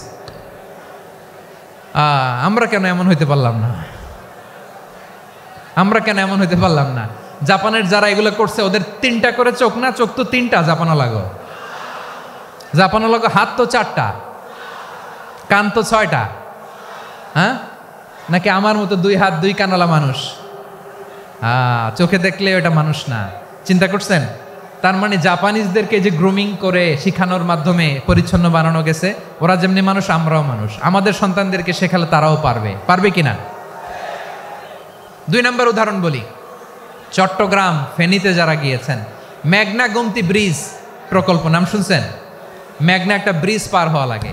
এই মেঘনা গোমতী, এখানে 3টা ব্রিজ কাঁচপুর সহ, এই 3টা ব্রিজের নির্মাণ কাজ, রেনোভেশনের কাজ দেয়া হয়েছিল জাপানের একটা কোম্পানিকে। কাকে? জাপানের কোম্পানি। নির্মাণ শেষে 738 কোটি টাকা বেঁচে গেছিল, এটা গভর্নমেন্টের হাতে দিয়ে তারা বিদায় নিয়েছে। কত টাকা? 738 কোটি টাকা। যত প্রাক্কলিত ব্যয় নির্ধারণ করা হয়েছে সব টাকা সরকার, তৎকালীন সরকার 2019-এর সরকার, কারা ছিল তো জানেন? এই 2019-এর সরকার তাদেরকে দিয়েছে। তারা রিনোভেশন নির্মাণ শেষে 738 কোটি টাকা অতিরিক্ত বেঁচে গেছিল, এটা আবার গভর্নমেন্টের হাতে বুঝাই দিয়ে তারা বিদায় নিচ্ছে। আমরা কেন এমন হইতে পারলাম না? জাপানের ওরাও মানুষ, আমরাও মানুষ। তার মানে মানুষে মানুষে পার্থক্য আছে না নাই? আচ্ছা, জাপানের 2টা উদাহরণ দিলাম, এবার আমার দেশের 2টা উদাহরণ দিব না? বাংলাদেশের 2টা উদাহরণ দেয়। 1 নম্বর উদাহরণ, গত সপ্তাহে আপনারা জানেন কক্সবাজার আমার একটা প্রোগ্রাম ছিল, তো হেলিকপ্টারে গিয়েছিলাম। ফেনী জেলা যখন পার হচ্ছি, আমি দেখলাম 3টা উইন্ডমিল চিনেন তো? বিশাল পিলার, 3টা-4টা পাখা থাকে। বায়ু বিদ্যুৎ কেন্দ্র, বাংলাদেশের প্রথম বায়ু বিদ্যুৎ কেন্দ্র এটা। মুহুরী প্রজেক্ট বলে ওটার, সম্ভবত মুহুরী প্রজেক্ট। তো সাগরের বাতাসের ঝাপটায় এটা ঘুরে এনার্জি হয়, ইলেকট্রিসিটি উৎপাদন হয়। তো আমি পাইলটকে বললাম, ভাই এগুলো থেকে কেমন ইলেকট্রিসিটি উৎপাদন হয়? কয়, হুজুর একটুও হয় না, কিছুই হয় না। কিছুই হয় না মানে? বলে, হুজুর বাংলাদেশে যত উইন্ডমিল আছে এটার পাখা একটাও ঘুরে না। আল্লাহ, বলেন কি? তাহলে যে কোটি কোটি টাকা ব্যয় করে যে উইন্ডমিল, কয় হুজুর ভিতরে ফিটফাট, উপরে ফিটফাট, ভিতরে সদরঘাট। তার মানে কোটি কোটি টাকা দিয়ে এই উইন্ডমিল বানায়, এখানে কিছু নাই। দুর্নীতির আড্ডাখানা, আখড়াখানা বাংলাদেশ, ঠিক কিনা বলেন? হায় রে, জাপানিজরাও মানুষ, আমরাও মানুষ। আমার এক নিকটাত্মীয় সরকারি চাকরিজীবী, উনি আমাকে বললেন, বাংলাদেশের আর একটা উদাহরণ দেই। উনি আমাকে বললেন যে প্রতি বছর আমাদের অফিসের ফার্নিচার চেঞ্জ করে। আমি বললাম, প্রতি বছর ফার্নিচার চেঞ্জ করে কেন? বলে যে ফার্নিচার নতুন পারচেজ করলেই তো এখানে টাকা, নতুন কিনতে পারলেই টাকা, নতুন উন্নয়নের সবক শোনাতে পারলেই টাকা। প্রথম আলোর রিপোর্ট, কি আলো? প্রথম আলোর রিপোর্ট, গত 15 বছরে উন্নয়নের নামে লুটপাট হয়েছে প্রায় 3.25 লাখ কোটি টাকা। কার রিপোর্ট? আমাদের বানানো কথা। প্রথম আলোর রিপোর্ট। গত 15 বছরে কারা ছিল জানেন তো? হ্যাঁ, শুধু ওনাদেরকেই দোষ দিয়ে লাভ নাই। স্বাধীনতার পর থেকে শুধু শাসকের হাত বদল হয়েছে, আমরা কিছু পাই নাই, ঠিক কিনা বলেন? শুধু ওনাদের দোষ দিয়ে কি লাভ? একদল খাইছে, আরেক দল খাওয়ার জন্য রেডি হয়ে আছে। আমরা এরকম চাই না। আমরা চাই স্বাধীন সার্বভৌম বাংলাদেশ। আমরা চাই দুর্নীতিমুক্ত বাংলাদেশ। আমি নিউজটা যে কতবার পড়লাম, এটা কি সম্ভব? 3.25 লাখ কোটি টাকা লুটপাট, মানে লুটপাট করতে করতে এদেশের জনগণকে ফুটপাতে বসায় দিচ্ছে। প্রিয় ভাইয়েরা, তাহলে জাপানের মানুষও মানুষ, আমরাও মানুষ। সিদ্ধান্ত আপনার, কোন মানুষ হবেন, ভালো মানুষ না খারাপ মানুষ। আজকের আলোচনার বিষয় হচ্ছে মানব সম্পদের উন্নয়ন, human resource development. It's a process to increase the capacity of knowledge, skill, capacity of the people of a country. একটা দেশের মানুষের জ্ঞান, তাদের দক্ষতা কি করে বাড়ানো যায়, বাড়িয়ে দেশের উন্নয়ন করানো যায়, এটাই হচ্ছে মানব সম্পদ উন্নয়নের মূল কথা। তাহলে মানব সম্পদ হচ্ছে একটা দেশের সবচাইতে শক্তিশালী পুঁজি। প্রাকৃতিক সম্পদ, খনিজ সম্পদের চেয়েও দামি হচ্ছে মানব সম্পদ। আমার প্রিয় যশোর, প্রাকৃতিক সম্পদ, খনিজ সম্পদের চেয়ে দামি সম্পদ কি সম্পদ? আল্লাহ তাআলা দয়া করে আমাদেরকে এই মানব সম্পদ দিয়েছেন। আসুন আমাদের এই মানুষগুলোকে আমরা সোনার মানুষ বানাই। রাজি আছেন তো সবাই? রাজি আছেন? মানুষ পারে না এমন কোনো কিছু নাই, চাইলে সব পারে। এজন্য মানুষকে তারবিয়া দিতে হবে, যথাযথভাবে তাদেরকে গড়তে হবে। আসুন আমরা সিরাতের আয়নায় বিশ্বনবীর জীবনী থেকে দেখি তিনি কিভাবে হিউম্যান রিসোর্সকে ম্যানেজ করতেন। যদি আপনাদের সময় হয় দু একটা উদাহরণ দিয়ে আজকে আমি আমার আলোচনার বিদায় নিব। হবে সময় হবে কয়েক মিনিট? হ্যাঁ, শান্ত থাকবেন তো? শান্ত থাকবা? হ্যাঁ ঠিক আছে। এই ধাক্কার মধ্যে ঢুকছে, এবার মজা বুঝতেছে তো? হ্যাঁ, মানা করছিলাম না? ঠিক আছে, টের পাও। হ্যাঁ ঠিক আছে। যে আওয়াজ করবে আমি ওকে দেখতেছি, কে কে আওয়াজ করে দেখতেছি।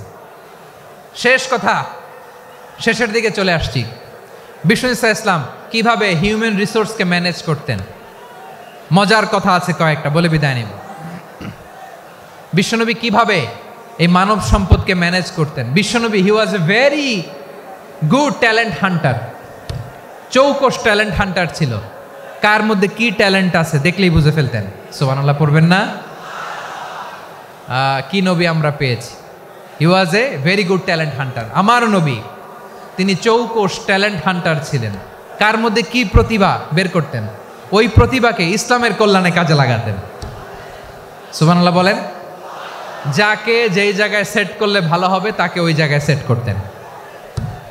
কয়েকজন সাহাবীর জীবনী শোনাই। আবু মাহজুরা রাদিয়াল্লাহু তাআলা আনহু, মক্কার মুয়াজ্জিন, আগে ছিল মুশরিক, পরে হয়েছে মুমিন। উনি কিভাবে মুমিন হইলেন এই ঘটনাটা একটু আপনাদের শোনাতে চাই। তা আপনাদের তো সময় নাই হাতে। হ্যাঁ সময় আছে? অষ্টম হিজরি। কত হিজরি? সবাই বলেন না একটু, কত হিজরি? অষ্টম হিজরিতে হুনাইনের যুদ্ধে রাসূল সাল্লাল্লাহু আলাইহি ওয়াসাল্লাম ফিরে আসতেছেন মদিনায়। পথিমধ্যে বেলাল রাদিয়াল্লাহু তাআলা আনহু আজান দিচ্ছেন। কি দিচ্ছেন? তো পাশে ছিল মুশরিকদের একটা পল্লী, কিছু মুশরিক তরুণ, কিছু অমুসলিম কিশোর, তারা আজানকে ব্যঙ্গ করতেছে। আমাদের বাংলায় মুখ ভেঙ্গানো বলে আর কি। বেলাল রাদিয়াল্লাহু তাআলা আনহু আজান দিচ্ছেন, ওই বাচ্চাগুলো মুশরিক তো, ওরা আজানকে ব্যঙ্গ করতেছে, বিকৃতি করে ওরাও আজান দিচ্ছে। উদ্দেশ্য হচ্ছে আজানকে নিয়ে ঠাট্টা করা। উদ্দেশ্য কি? ঠাট্টা করা। ব্যাপারটা মনে কষ্ট পাওয়ার মতো ব্যাপার না? কিন্তু বিশ্বনবী ওইখানে দেখেন কি খুঁজলেন। বিশ্বনবী খেয়াল করলেন অমুসলিম কিশোরদের মধ্য থেকে একটা কিশোরের গলাটা বড় দরাজ গলা, কণ্ঠটা বড় সুন্দর। খেয়াল করে দেখলেন যে কিছু কিশোর বেলালের আজানকে ব্যঙ্গ করে, বিকৃতি করে, কিন্তু একজনের কণ্ঠ দেখতে পাচ্ছেন না এত দূরে, কিন্তু কণ্ঠটা বড় সুন্দর, দরাজ গলা। বিশ্বনবী সাহাবীদেরকে বললেন, ধরো এগুলারে, ধরো। সবগুলারে ধরে বিশ্বনবীর সামনে আনা হলো। ওরা হাঁটু গেড়ে বসলো। বিশ্বনবী বললেন, তোমাদের মধ্যে কে যেন ব্যঙ্গ করে আজান দিচ্ছিল, তার গলাটা বড় উঁচু, গলার বেসটা বড় মজবুত, মেলোডিয়াস, সুমধুর কণ্ঠ। কে? আবু মাহজুরা বলে, আমার বন্ধুরা সবাই আমার দিকে আঙ্গুল দেখায়, আমি পড়ে গেছি বিপদে। রাসূল সাল্লাল্লাহু আলাইহি ওয়াসাল্লাম বাকি অমুসলিম তরুণদেরকে ছেড়ে দিলেন, বললেন তোমরা যাও। এবার আবু মাহজুরারে পাইছে। আবু মাহজুরার চুলের মধ্যে হাত দিলেন বিশ্বনবী, মাথায় হাত দিয়ে বললেন, এবার আজান দাও দেখি। আবু মাহজুরা বলে, আমি তো আজান দিতে জানি না, কারণ আমি তো বেলালেরটা শুইনা দিছি, আমার তো মুখস্থ নাই, আমি তো আজান দিতে জানি না। বিশ্বনবী বললেন, জানো না? তাহলে আসো আমি তোমারে শিখাই দেই। সুবহানাল্লাহ পড়েন। আবু মাহজুরা হাঁটু গেড়ে বসে, বিশ্বনবীর মোবারক হাত আবু মাহজুরার চুলের মধ্যে। বিশ্বনবী আজানের মুআল্লিম আবু মাহজুরাকে বলতেছে, ঠিক আছে তোমারে শিখাই দিচ্ছি, আমি যা যা বলবো আমার সাথে সাথে বলো, পারবা? আবু মাহজুরা বলে, পারবো। বিশ্বনবী আজান দিচ্ছেন, মাথায় হাত দিয়ে আল্লাহু আকবার, আল্লাহু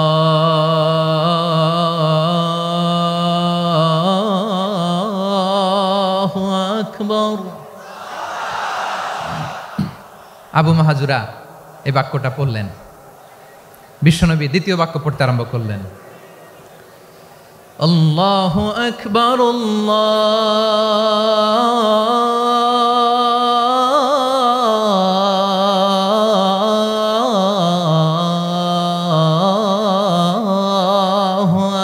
আকবার। আবু মাহাজুরা এই বাক্যটা বললেন। বিশ্বনবী আবু মাহাজুরার মাথার মধ্যে হাত দিয়ে তৃতীয় বাক্য বললেন, আশহাদু আল্লা ইলাহা ইল্লাল্লাহ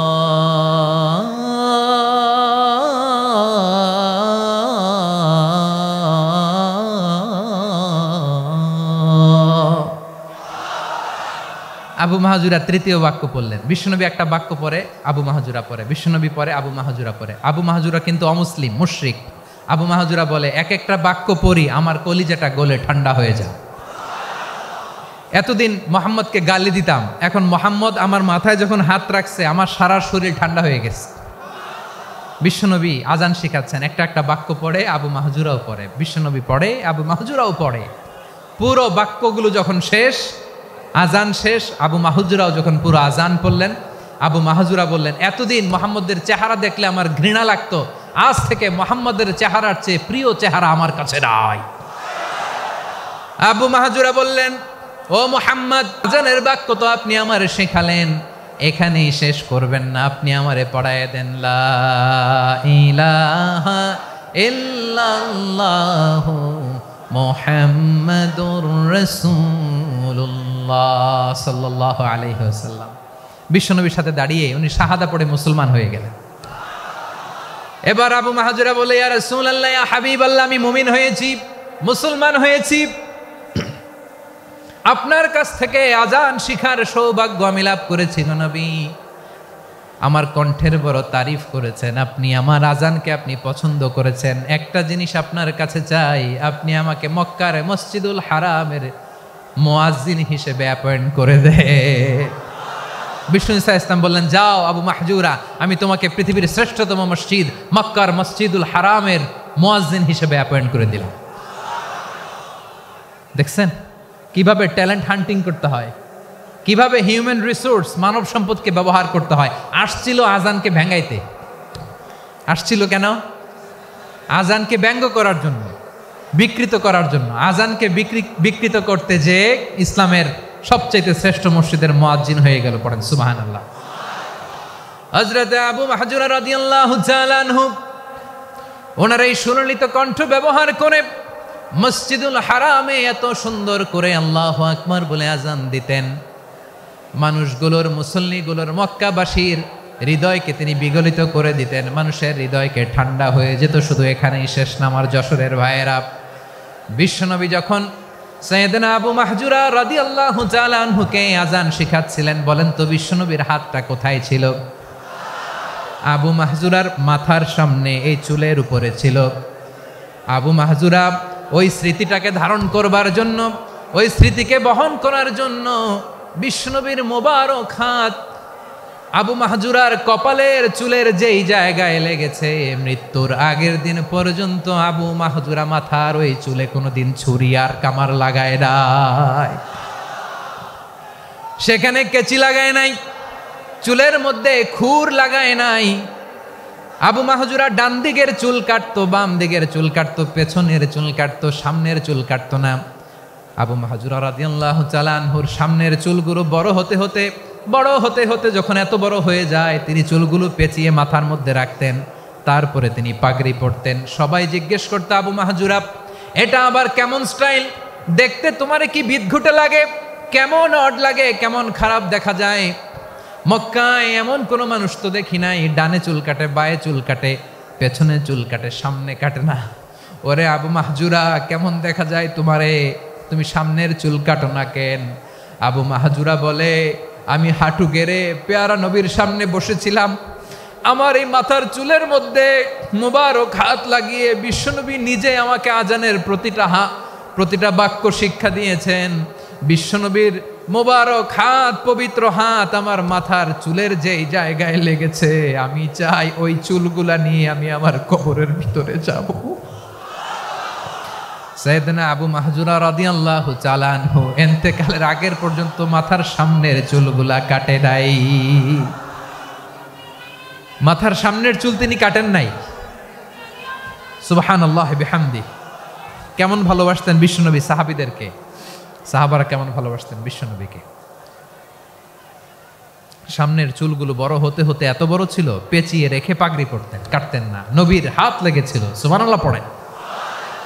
তাহলে what is the lesson, moral of the story কি? মোরাল অফ দ্য স্টোরি হচ্ছে, আসছিল আজানকে ব্যঙ্গ করার জন্য, বিকৃত করার জন্য, হয়ে গেল মসজিদুল হারামের মুয়াজ্জিন।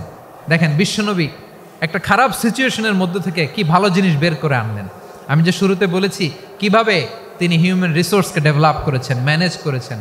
তিনি যে চৌকস ট্যালেন্ট হান্টার ছিল, দেখেন সবার মধ্যে থেকে এর বাছাই করে মুয়াজ্জিন বানাই দিয়েছেন। সুবহানাল্লাহ পড়েন। তার মানে এই না সবাইরে ধরে ধরে উনি মুয়াজ্জিন বানাইছেন। যার যেই ট্যালেন্ট আছে তাকে ওই কাজে অ্যাসাইন করেছেন। যার যেই প্রতিভা আছে তার প্রতিভাকে ইসলামের কাজে লাগিয়েছেন। সুবহানাল্লাহ পড়েন। যায়েদ বিন সাবিত রাদিয়াল্লাহু তাআলা আনহু নাম শুনেছেন? যশোর কথা বেরোয় না। যদি জিজ্ঞাসা সালমান খানের নাম শুনছেন, সবাই হাত তুলবে, জি হুজুর শুনছি, মানে সব দেখা শেষ। সালমান খান, আমির খান, অমুক খান, সব খান মুখস্থ, কিন্তু যায়েদ বিন সাবিতের নাম মুখস্থ নাই মুসলমানদের। যেই সাহাবী মাথার সামনের চুল কাটে নাই, মসজিদুল হারামের মুয়াজ্জিন বানাইছেন বিশ্বনবী, সাহাবীর নাম কি? খায়া ফেলাইস, স্লোগানের সাথে খায়া ফেলাইস। আবু মাহজুরা। কি নাম?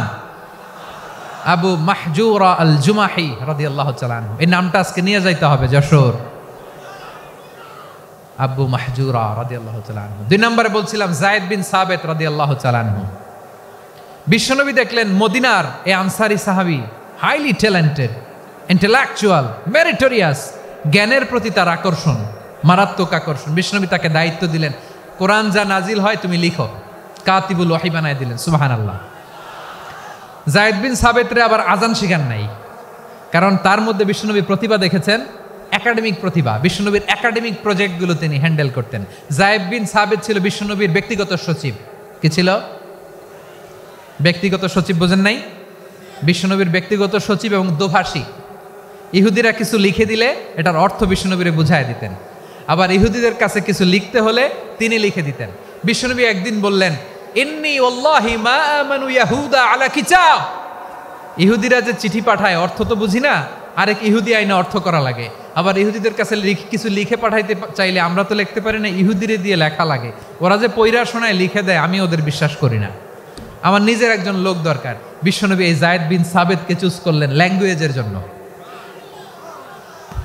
উনি বললেন, যায়েদ তোমার সফট স্কিলকে ডেভেলপ করতে হবে, তুমি হিব্রু ল্যাঙ্গুয়েজ শিখে ফেলো। যায়েদ বিন সাবিত বলল, বিশ্বনবীর মোটিভেশন আর ইন্সপিরেশন পেয়ে আমি 15 দিনে ইহুদিদের এই হিব্রু ল্যাঙ্গুয়েজ শিখে ফেললাম। শুধু শিখে ফেললাম না, হাত্তা হাদিকতু, even I became master in the language. এই ভাষা আমি পারদর্শী হয়ে গেলাম। এরপরে ইহুদিরা চিঠি লিখে পাঠালে আর কোনো ইহুদি ডাকা লাগতো না, আমি নবীর এটার অর্থ শুনে পরে বুঝাই দিতাম। আবার ইহুদিদের কাছে চিঠি লেখা লাগলে আমি যায়েদ বিন সাবিত চিঠি লিখে দিতাম। সুবহানাল্লাহ। দেখেন এত সাহাবীর মধ্য থেকে বিশ্বনবীর একাডেমিক প্রজেক্ট, ব্যক্তিগত সচিব, দোভাষী হিসেবে তিনি যায়েদ বিন সাবিতের মতো তরুণকে নির্বাচিত করেছেন। কেমন ট্যালেন্ট হান্টার ছিল আমার নবী। সুবহানাল্লাহ পড়বেন না? বিশ্বনবীর ইন্তেকালের পরে সাইয়েদনা আবু বকর রাদিয়াল্লাহু তাআলা আনহু যখন খলিফা হয়ে আসলেন, কোরআনকে সংকলনের দায়িত্ব দেয়া লাগবে, কোন সাহাবীকে দিবেন? সব সাহাবারা মিলে পরামর্শ করলেন। সাইয়েদনা আবু বকর, ওমর সবাই মিলে এই বিশাল কোরআন সংকলনের গুরু দায়িত্ব বিশ্বনবীর ব্যক্তিগত সচিব, বিশ্বনবীর দোভাষী, বিশ্বনবীর সিলেক্ট করাই লোক যায়েদ ইবনে সাবিত রাদিয়াল্লাহু তাআলা আনহুকে দিয়েছে। কোরআনের কপি তো আজকে এখানে রাখে নাই। এই যে আজকের যে কোরআন পড়েন, এটা আগে এরকম ছিল না। কোরআন নাজিল হলে সাহাবারা চামড়ার, ওটের চামড়ায় লিখে ফেলতো, ওটের চ্যাপ্টা হাড্ডির মধ্যে লিখে ফেলতো, গাছের গুড়ির মধ্যে লিখে ফেলতো, বিভিন্ন জনের কাছে ছড়ানো ছিটানো ছিল। আবু বকর রাদিয়াল্লাহু তাআলা আনহু একসাথে করলেন, পরবর্তীতে উসমান রাদিয়াল্লাহু তাআলা আনহু একসাথে করলেন 114 সূরার। এখন এই মুসহাফ, এই কম্পাইলেশন, এই কপি আমরা পেয়েছি, যার হিউজ কন্ট্রিবিউশন ছিল। এই পুরো কোরআন কম্পাইলেশনের প্রজেক্ট ম্যানেজার ছিল যায়েদ বিন সাবিত রাদিয়াল্লাহু তাআলা। কোরআন কম্পাইলেশনের প্রজেক্ট ম্যানেজার, দেখেন উনারে মাথায় হাত দিয়ে আজান শিখায় নাই, সুবহানাল্লাহ কইবেন না? তাহলে প্রথম সাহাবী আবু মাহজুরাকে মুয়াজ্জিন বানাইলেন, যায়েদ বিন সাবিতকে ব্যক্তিগত সচিব আর দোভাষী বানালেন, মুসআব ইবনে উমাইর রাদিয়াল্লাহু তাআলা আনহুকে ইসলামের প্রথম অ্যাম্বাসেডর বানালেন। তাহলে তৃতীয় নাম্বার একজন সাহাবীর নাম বলছি, মুসআব ইবনে উমাইর। মুসআব কি নাম? He was the first ambassador in Islam. ইসলামের প্রথম ডিপ্লোমাট, প্রথম কূটনৈতিক, ইসলামের প্রথম কূটনৈতিক, ইসলামের প্রথম ডিপ্লোমাট, প্রথম অ্যাম্বাসেডর মুসআব ইবনে উমাইর। মক্কার তরুণ যুবক, উনি পারফিউম লাগাইলে মানুষ দেখলেই বুঝতো এটা মুসআব লাগাইছে। এমন ড্যাশিং ফেসের ছিল, এমন স্মার্ট ড্যাশিং ফেস, এমন পার্সোনালিটির মানুষ ছিল মুসআব রাদিয়াল্লাহু তাআলা আনহু।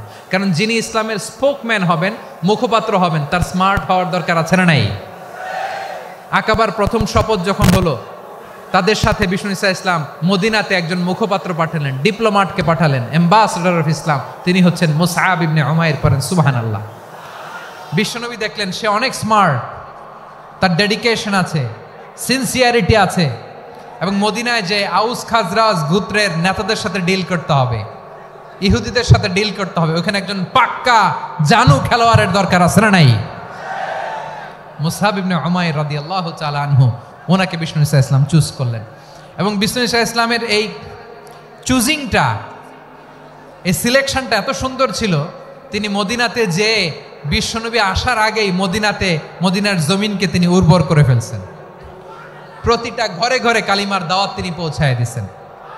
জুমার বিধান নাজিল হয়েছে, কিন্তু মক্কায় পরিবেশ নাই জুমা পালনের। বিষ্ণু ঈসা ইসলাম একজনকে দিয়ে খবর পাঠালেন, যাও মদিনায় মুসাবকে যে বলো, মুসাব তো আমার শিক্ষক, আমার স্পোকম্যান, মদিনাতে যেন তারা জুমা কায়েম করে। বিশ্বনবীর আগেই মুসাব মদিনার মুসলিমদেরকে নিয়ে মদিনায় প্রথম জুমা কায়েম করে ফেলছে। কোন সুবহানাল্লাহ। ডিপ্লোমাটদের কেমন হইতে হয়, অ্যাম্বাসেডারের কেমন হইতে হয়, মুসআব রাদিয়াল্লাহু তাআলা আনহুর কাছ থেকে শিখে নাও। মুসআব নামটা কেমন লাগে? যশোর যাদের সন্তান হবে, ছেলে সন্তান, আমার রাস্তায় পাইলে সবাই জিজ্ঞেস করে, হুজুর একটা নাম দেন, আমার ছেলে হবে। যশোরবাসীর জন্য আমি একটা নাম দিয়ে দিলাম, নাম রাখতে হবে মুসআব। কি নাম? নামটা যাদের ভাল লাগে, ছেলে সন্তান অনাগত আসবে, মনে চাইলে নাম রেখে দিবেন মুসআব রাদিয়াল্লাহু তাআলা আনহুর নামে মুসআব। তাহলে মুসআব রাদিয়াল্লাহু তাআলা আনহুকে বিশ্বনবী ল্যাঙ্গুয়েজ শিখান নাই, সফট স্কিল শিখান নাই। যায়েদ রাদিয়াল্লাহু তিনি হিব্রু ল্যাঙ্গুয়েজ শিখেছেন, সুরিয়ানি শিখেছেন, কিন্তু মুসআবকে তিনি বানিয়েছেন the spokesman of Islam, the first diplomat, the ambassador of Islam. সুবহানাল্লাহ পড়বেন না? আব্দুল্লাহ ইবনে আব্বাস রাদিয়াল্লাহু তাআলা আনহু বিশ্বনবীর কাজিন, চাচাতো ভাই। আবার মাইমুনা রাদিয়াল্লাহু তাআলা আনহু, মাইমুনা নবীর স্ত্রী, তিনি ছিলেন আব্দুল্লাহর আপন খালা। তো নবীর বউ যদি ওনার খালা হয়, নবী তার কি? বুঝে নাই, নবী তার কি? খালু। তাহলে সম্পর্ক অনেক গভীর, কাজিন আবার খালু। ছোট্ট মানুষ, তাই রাতে মাঝে মাঝে ঘরে থাকতো। বিশ্বনবী দেখলেন আব্দুল্লাহ যেহেতু আমার ঘরে ঢুকতে পারে, আব্দুল্লাহরে এই উম্মতের বড় শিক্ষাবিদ বানাইতে হবে। কথা বোঝে নাই? আব্দুল্লাহকে কি বানাইতে হবে? শিক্ষাবিদ, এডুকেটর অফ দিস উম্মাহ, এই উম্মার শিক্ষাবিদ বানাইতে হবে। তাই আব্দুল্লাহ ইবনে আব্বাসকে বিশ্বনবী হাতে কলমে শিক্ষা দিয়েছেন। আব্দুল্লাহ ইবনে আব্বাস রাদিয়াল্লাহু তাআলা আনহু, মনোযোগ দিয়ে কয়েকটা মিনিট শুনুন, আমি এখনই শেষ করে দিচ্ছি, এরপর আওয়াজ করবে। এই যে এগুলো কি আমি বুঝলাম না। আমি বললাম না সব করা যাবে, বসে যাও, শুয়ে যাও, চলে যাও, আওয়াজ করা যাবে না। অন্যকে বসো এটাও বলার দরকার নেই, জাস্ট এদিকে তাকাও। আল্লাহ। আব্দুল্লাহ ইবনে আব্বাস রাদিয়াল্লাহু তাআলা আনহু ওনাকে বিশ্বনবী হাতে কলমে শিক্ষা দিয়েছেন, যেহেতু উম্মতের শিক্ষাবিদ হবেন, এডুকেটর হবেন। তো বিশ্বনবী রাতে যখন তাহাজ্জুদ পড়তেন, ছোট্ট আব্দুল্লাহ ঘরে থাকতো, বুঝতে পেরেছেন? ছোট্ট মানুষ তো ঘরে থাকতো। তো বিশ্বনবী তাহাজ্জুদের জন্য একবার দাঁড়িয়েছেন, ছোট্ট আব্দুল্লাহ ওযু করে দাঁড়াইছে। আচ্ছা বলেন তো, ইমাম আর মুসল্লি মোট যদি দুইজন হয়, একজন ইমাম একজন মুসল্লি, তো মুসল্লি ইমামের কোন দিকে দাঁড়াবে? ডানে দাঁড়াবে। ছোট্ট আব্দুল্লাহ বোঝে নাই, বিশ্বনবী তাহাজ্জুদ শুরু করেছেন, উনি একতেদা করছেন আর দাঁড়াইছেন বায়ে। কোথায় দাঁড়িয়েছেন? আব্দুল্লাহ বলেন, যখন আমি বায়ে দাঁড়ালাম, আখাযা রাসূলুল্লাহ সাল্লাল্লাহু আলাইহি ওয়াসাল্লাম উযুনি আল ইউমনা ইয়াফতিলুহা, বিশ্বনবী নামাজরত অবস্থায় আমার কান ধরে টেনে আমার ডান দিকে এনে দাঁড় করায় দিলেন। পড়েন সুবহানাল্লাহ। দেখেন হাতে কলমে শিক্ষা। আর জীবনে ভুল হবে? কথা কয় না, আর ভুল হবে? আর ভুল হবে না। এভাবে বিশ্বনবীর অনেক সঙ্গ পেয়েছেন, সফর করেছেন, একই বাহনে বসেছেন, এক বাহনে বসে লম্বা নসিহত করেছেন, বলেছেন ইয়া গোলাম ইহফাজিল্লাহ ইয়াহফাজকা ইহফাজিল্লাহ তাজিদহু তুজাহাক ইযা সাআলতা ফাসআলিল্লাহ ওয়া ইযা ইসতাআনতা ফাসতাইন বিল্লাহ। আল্লাহর বিধান মানো, আল্লাহর বিধান রক্ষা করো, আল্লাহ তোমায় রক্ষা করবে। আব্দুল্লাহ, চাইতে হলে আল্লাহর কাছে চাও, সাহায্য চাইতে হলে আল্লাহর কাছে সাহায্য চাও। মনে রাখো, গোটা বিশ্বের সবাই যদি তোমার সাহায্য করতে চায়, ততটুকুই করতে পারবে যতটুকু আল্লাহ তোমার নসিবে রেখেছে। গোটা বিশ্ব যদি তোমার বিরুদ্ধে ষড়যন্ত্রে দাঁড়িয়ে যায়, ক্ষতি ততটুকু করতে পারবে যতটুকু তোমার জন্য বরাদ্দ আছে, এর বাইরে কিছু করতে পারবে না। আওয়াজ করে বলেন ঠিক কিনা? এভাবে হাতে কলমে শিখিয়েছেন, বিশ্বনবীর সঙ্গ পেয়েছেন। ওনাকে বিষ্ণু ইসলাম শিক্ষাবিদ, এডুকেটর অফ দিস উম্মাহ হিসেবে সিলেক্ট করেছেন, হাতে কলমে শিখিয়েছেন। বিশ্বনবী একবার প্রকৃতির ডাকে সাড়া দিয়ে এসেছেন। এখন কি করতে হবে? নামাজের জন্য অজু করতে হবে। বিশ্বনবী এসেই দেখেন অজুর বদনায় পানি ভরা, খুশি হয়ে গেলেন, বললেন কে রেখেছে পানি? একজন বলল আব্দুল্লাহ রেখেছে। বিশ্বনবী অত্যন্ত খুশি হলেন, খুশি হয়ে একটা দোয়া করলেন, বললেন আল্লাহুম্মা ফাক্কিহু ফিদ্দীন ওয়া আল্লিমহু তা'ওয়ীল। আল্লাহ, তুমি আব্দুল্লাহকে দ্বীনের বুঝ দিও আর কোরআনের তাফসির শিক্ষা দিও। বিশ্বনবীর এই দোয়া এমন লাগছে, উনি রাইসুল মুফাসসিরিন, এই পৃথিবীতে যত মুফাসসির ছিল, যত মুফাসসির আসবে, সকল মুফাসসিরের সম্রাট হিসেবে স্বীকৃত হয়েছেন। আব্দুল্লাহ ইবনে আব্বাস, বিশ্বনবী ওনারে আজান শিখান নাই, বিশ্বনবী ওনারে ল্যাঙ্গুয়েজ শিখান নাই, বিশ্বনবী ওনারে অ্যাম্বাসেডর বানান নাই, হাতে কলমে শিক্ষা দিয়েছেন। ছোট্ট মানুষ, বিশ্বনবী ইন্তেকাল করলেন, আবু বকরের সময় গেল, ওমরে ফারুকের খেলাফত, তখনও তিনি তরুণ। ওমরে ফারুক রাদিয়াল্লাহু তাআলা আনহু ওনার ক্যাবিনেট মিনিস্ট্রির বৈঠকে এই আব্দুল্লাহ ইবনে আব্বাসকে পাশ দিয়ে বসায় রাখতেন। বয়স্ক সাহাবারা এটা পছন্দ করতো না, তারা বলতো ঘটনা কি, আব্দুল্লাহর মতো ছেলে নাতি আমাদের আছে, এরা কেন রাখে ওমরে ফারুক? ওমরে ফারুক এটা টের পেলেন, তিনি বুঝতে পারলেন যে ক্যাবিনেট মেম্বাররা এটা পছন্দ করে না, ছোট্ট আব্দুল্লাহরা কেন রাখি, কেন যে রাখি এটা একদিন বুঝাবো। একদিন মিটিংয়ে তিনি সবাইকে বললেন ইদা জাআ নাসরুল্লাহি ওয়াল ফাতহ। এই আয়াত দ্বারা উদ্দেশ্য কি বলেন তো মুরব্বী সাহাবীরা? এক সাহাবী বলেন এই সূরা দ্বারা উদ্দেশ্য, আল্লাহ বলেছেন আমাদেরকে বিভিন্ন ল্যান্ড, বিভিন্ন এলাকা বিজয় করতে হবে। ওমরে ফারুক বললেন না, হয়নি। আরেকজন বললেন বিজয় হওয়ার পর আমাদের বেশি বেশি আল্লাহর বরত্বের ঘোষণা দিতে হবে, এটা উদ্দেশ্য। ওমরে ফারুক বললেন না, হয় নাই। যারা জিজ্ঞেস করেন কেউ পারে না। সব শেষে বিশ্বনবী ছোট্ট আব্দুল্লাহরে বলেন আব্দুল্লাহ ইদা জাআ নাসরুল্লাহি ওয়াল ফাতহ এর দ্বারা উদ্দেশ্য কি বলো তো? ছোট্ট আব্দুল্লাহ বলেন হুয়া আজালু রাসূলিল্লাহ। এই আয়াত দ্বারা বিশ্বনবীর বিদায়কে উদ্দেশ্য নেওয়া হয়েছে।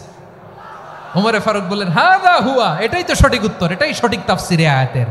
কারণ ইদা জাআ নাসরুল্লাহি ওয়াল ফাতহ, যখন আল্লাহর সাহায্য আর বিজয় আসবে, ওয়ারাআইতান নাসা ইয়াদখুলুনা ফি দীনিল্লাহি আফওয়াজা, আপনি দেখবেন দলে দলে ঢলে ঢলে বানের পানির মতো মানুষ ইসলামের দিকে ঢুকতেছে, ইসলামের বিজয় হয়েছে। তো ইসলামের বিজয়ের মিশন নিয়ে নবী আসছে, বিজয়ী যখন হয়ে গেছে এখন তো নবীর বিদায় হবে। জোরে বলেন ঠিক কিনা? কোন সাহাবী এই সূক্ষ্ম কথাটা ধরতে পারে নাই, ওই আব্দুল্লাহ ছাড়া। আব্দুল্লাহ যখন উত্তর দিছে সব সাহাবীদের টনক নড়েছে। এরপর থেকে কোনো ক্যাবিনেট মিটিং এ আর কোনো সাহাবারা কোনো প্রশ্ন করে নাই। আওয়াজ করে পড়েন সুবহানাল্লাহ। আব্দুল্লাহ ইবনে আব্বাসকে দ্য এডুকেটর অফ দ্য উম্মাহ, উম্মার শিক্ষাবিদ হিসেবে গ্রহণ করেছেন। আওয়াজ করে পড়তে হবে আল্লাহু আকবার। সাহাবীদের নামগুলো মনে থাকবে। এক নম্বরে আবু মাহজুরা, মুয়াজ্জিন বানাইছেন। যায়েদ ইবনে সাবিত, দোভাষী। ট্রান্সলেটর অফ প্রফেট, এবং তিনি ছিলেন বিশ্বনবীর ব্যক্তিগত সচিব। Musab ibn Umair, the first ambassador and diplomat of Islam. Abdullah ibn Abbas, এই উম্মার সবচেয়ে বড় এডুকেটর, শিক্ষাবিদ। আরেকজন ছিল আব্দুল্লাহ ইবনে মাসউদ রাদিয়াল্লাহু তাআলা আনহু। দুই আব্দুল্লাহ, আব্বাস গেল, আরেকজন হচ্ছে মাসউদ। মক্কার তরুণ, ছাগল পালতো মুশরিকের বিশ্বনবী আর আবু বকর রাদিয়াল্লাহু তাআলা আনহু একবার গেলেন, যে দেখে এই তরুণ দাঁড়ায় আছে। বিশ্বনবী বলেন, আমি খুব ক্ষুধার্ত, তোমার কাছে কি দুধ আছে ছাগলের? আব্দুল্লাহ ইবনে মাসউদ বলে, আছে। ওয়ালাকিন আনা মুতামান, কিন্তু যে দুধ আছে এটা আমানতের, আমি দিতে পারবো না। বিশ্বনবী এইটা শুনেই তারা টার্গেট করে ফেলছে। আনা মুতামান, দুধ আছে কিন্তু এটা আমার মালিকের, আমি তো দরদ দেখাই, আমার মালিকের দুধ আপনি পথিক, আপনারে দিতে পারি না। বিশ্বনবী টার্গেট করে ফেলছেন, এরে আমার কাজে লাগাইতে হবে। বিশ্বনবী বললেন, আচ্ছা ঠিক আছে, দুধ দিও না, কিন্তু এমন ছাগি আছে কিনা যেই ছাগির সাথে কোনো ছাগলের মিলন হয় নাই, তার ওলানে দুধও আসে নাই, বাচ্চাও নাই, এরকম ছাগির থেকে যদি আমি দুধ খাই তাহলে তো সমস্যা নাই। বলতেছে, এরকম ছাগির থেকে দুধ খাইলে সমস্যা নাই, কারণ এরকম ছাগির ওলান থেকে দুধ আসবেও না। বলতেছে, ঠিক আছে, এরকম একটা ছাগি নিয়ে আসা হলো। বিশ্বনবী বিসমিল্লাহ বলে ওই ছাগির ওলানে হাত দিলেন। হাত দিতে দেরি, পুরো ওলানটা দুধে ভরে যেতে দেরি হয় না। বিশ্বনবী আর আবু বকর রাদিয়াল্লাহু তাআলা আনহু দহন করে পেট ভরে খেলেন। এই দৃশ্য আব্দুল্লাহ ইবনে মাসউদের হৃদয়ে দাগ কাটলো। এই মুজিজা দেখে তিনি বললেন, আশহাদু আল্লা ইলাহা ইল্লাল্লাহ ওয়া আশহাদু আন্না মুহাম্মাদুর রাসূলুল্লাহ। তিনি ষষ্ঠ মুসলিম ছিলেন, 6 নম্বর মুসলমান। ওনাকে টার্গেট করে বিশ্বনবী দেখলেন এমন ইন্টেলেকচুয়াল ব্রেন, উনি সূক্ষ্ম সূক্ষ্ম জিনিস বুঝে বেশি, ফিকহি জ্ঞান ওনার মধ্যে বেশি। বিশ্বনবী ওনাকে কোরআনের জ্ঞান শিক্ষা দিতে লাগলেন। উনি বিশ্বনবী সবার কাছে কোরআন শোনায়, কিন্তু বিশ্বনবী নিজে আব্দুল্লাহ ইবনে মাসউদের কাছ থেকে কোরআন শুনতো। বিশ্বনবী একবার বললেন, ইকরা আলাইয়া ইয়া মাসউদ। ইবনে মাসউদ, একবার শোনাও তো কোরআন দেখি। আব্দুল্লাহ ইবনে মাসউদ বলে, আকরাউ আলাইকা ওয়া আলাইকা উনজিল। নবী, আপনার উপর কোরআন নাজিল হয় আর আমি আপনার সামনে কোরআন পড়ব। বিশ্বনবী বললেন, ইন্নী উহিব্বু আন আসমাআহু মিন গায়রি। আমি নিজে পড়তে যেমনি ভালোবাসি, অন্যে পড়ুক আমি শুনবো, এটাও আমি ভালোবাসি। সূরা নিসা তিনি তেলাওয়াত করে শুনিয়েছেন। এমন সূক্ষ্ম সূক্ষ্ম বিষয় বিশ্বনবী উনাকে ধরিয়ে দিয়েছেন। উনি হয়ে গিয়েছেন, আব্দুল্লাহ ইবনে আব্বাস হয়েছেন রাইসুল মুফাসসিরিন, উনি হয়ে গিয়েছেন ফাকিহুল উম্মাহ। উনার চাইতে বড় ফকি এই পৃথিবী আর দেখবে না। চিল্লায় বলেন সুবহানাল্লাহ।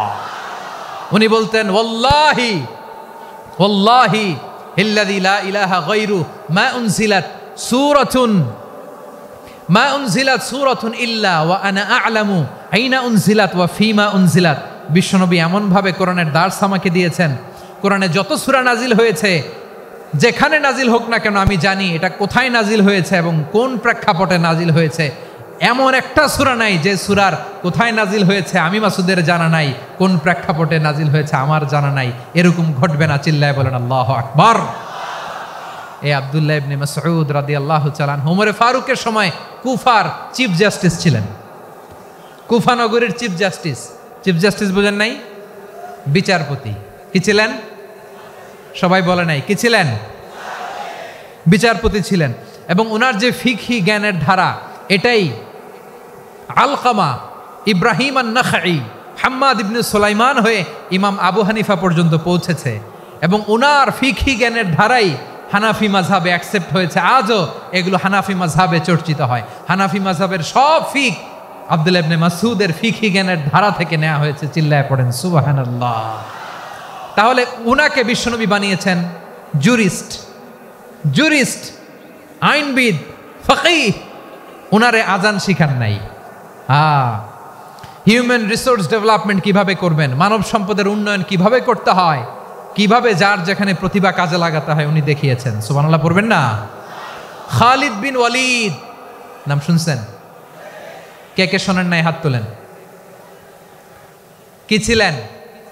বীর যোদ্ধা ছিলেন খালিদ বিন ওয়ালিদ। কিন্তু তিনি ইসলাম ধর্ম গ্রহণ করেছেন অনেক দেরিতে, 8ম হিজরিতে। তার মানে 8ম হিজরির আগে উনি মুশরিকদের পক্ষে লড়াই করেছেন। ওনার হাতে কত মুসলিম সাহাবী যে নিহত হয়েছে হিসাব নাই। বিশ্বনবী টার্গেট করে রাখছে, তুমি আমাদের মুসলিমদের এত ক্ষতি করলা, তুমি যখন মুসলমান হবা তোমার দিয়ে আমি এমন কাম করামু যে এটা আর কেউ করতে পারবে না। সুবহানাল্লাহ নাই? যশোর ক্লান্ত হয়ে গেছে।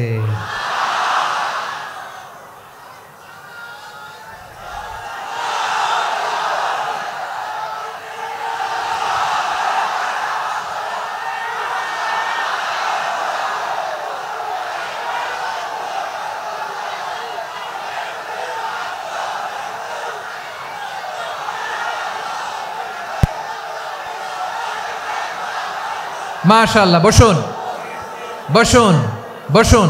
খালিদ বিন ওয়ালিদ রাদিয়াল্লাহু তাআলা আনহু 8ম হিজরিতে মুসলিম হয়েছেন, মক্কা বিজয়ের আগে। তো মক্কা বিজয়ের আগে যখন মুসলিম হয়েছেন, এর আগে কি করছেন? কাফিরদের সাথে যুদ্ধ করেছেন। উনি উহুদের যুদ্ধে মুসলমানদের যে পরাজয় ভাব, কঠিন পরিস্থিতির মুখোমুখি উনার কারণে পিছন থেকে এমন আতর্কিত আক্রমণ করেছেন, মুসলমানদেরকে কচুকাটা করেছেন। 8ম হিজরিতে আল্লাহ তাআলা হেদায়েতের নূর দিয়ে ওনার হৃদয়টাকে উজালা করে দিলেন। লা ইলাহা, এটা এমন বাণী যার হৃদয়ে একবার টাচ খাবে, এইটা থেকে সে আর পালিয়ে বেড়াতে পারে। ঝিনুকের ভেতর লুকিয়ে থাকে যেমন মতি, ঝিনুকের ভেতর লুকিয়ে থাকে যেমন মতি, কলমা শাহাদাতে আছে আল্লাহর জ্যোতি, কলমা শাহাদাতে আছে আল্লাহর জ্যোতি। ঠিক কিনা বলেন? মক্কা বিজয়ের আগে মুসলিম হলেন, হওয়ার পরেই বিশ্বনবীর টার্গেট ফুলফিল হলো। ওই যে টার্গেট করে রেখেছেন আর দোয়া করেছেন, খালিদ বিন ওয়ালিদ যদি মুসলিম হয় তাকে আমি মিলিটারি চিফ বানাবো। ওনাকে আজান শিখান নাই, ওনারে কান ধইরা নামাজের এই মাথা থেকে ওই মাথা আনান নাই, ফিকহি কোরআনের সূক্ষ্ম তাফসীর ওনারে শিখান নাই, অ্যাম্বাসেডর বানান নাই। বিষ্ণু ইসলাম উনাকে সামরিক অভিযানে প্রেরণ করেছেন। সামরিক অভিযানে তিনি প্রেরণ করেছেন। উনার জীবদ্দশায় উনার নেতৃত্বে যতগুলো যুদ্ধ হয়েছে, একটা যুদ্ধেও তিনি পরাজয় বরণ করেন নাই। ওমরে ফারুকের সময়কালে তিনি চিফ অফ মুসলিম মিলিটারি, মানে মুসলিম সেনাপতি হয়েছেন। যশোর, আওয়াজ করো, ঠিক কিনা বলো? সেনাপতি, মুসলিম সেনাপতি।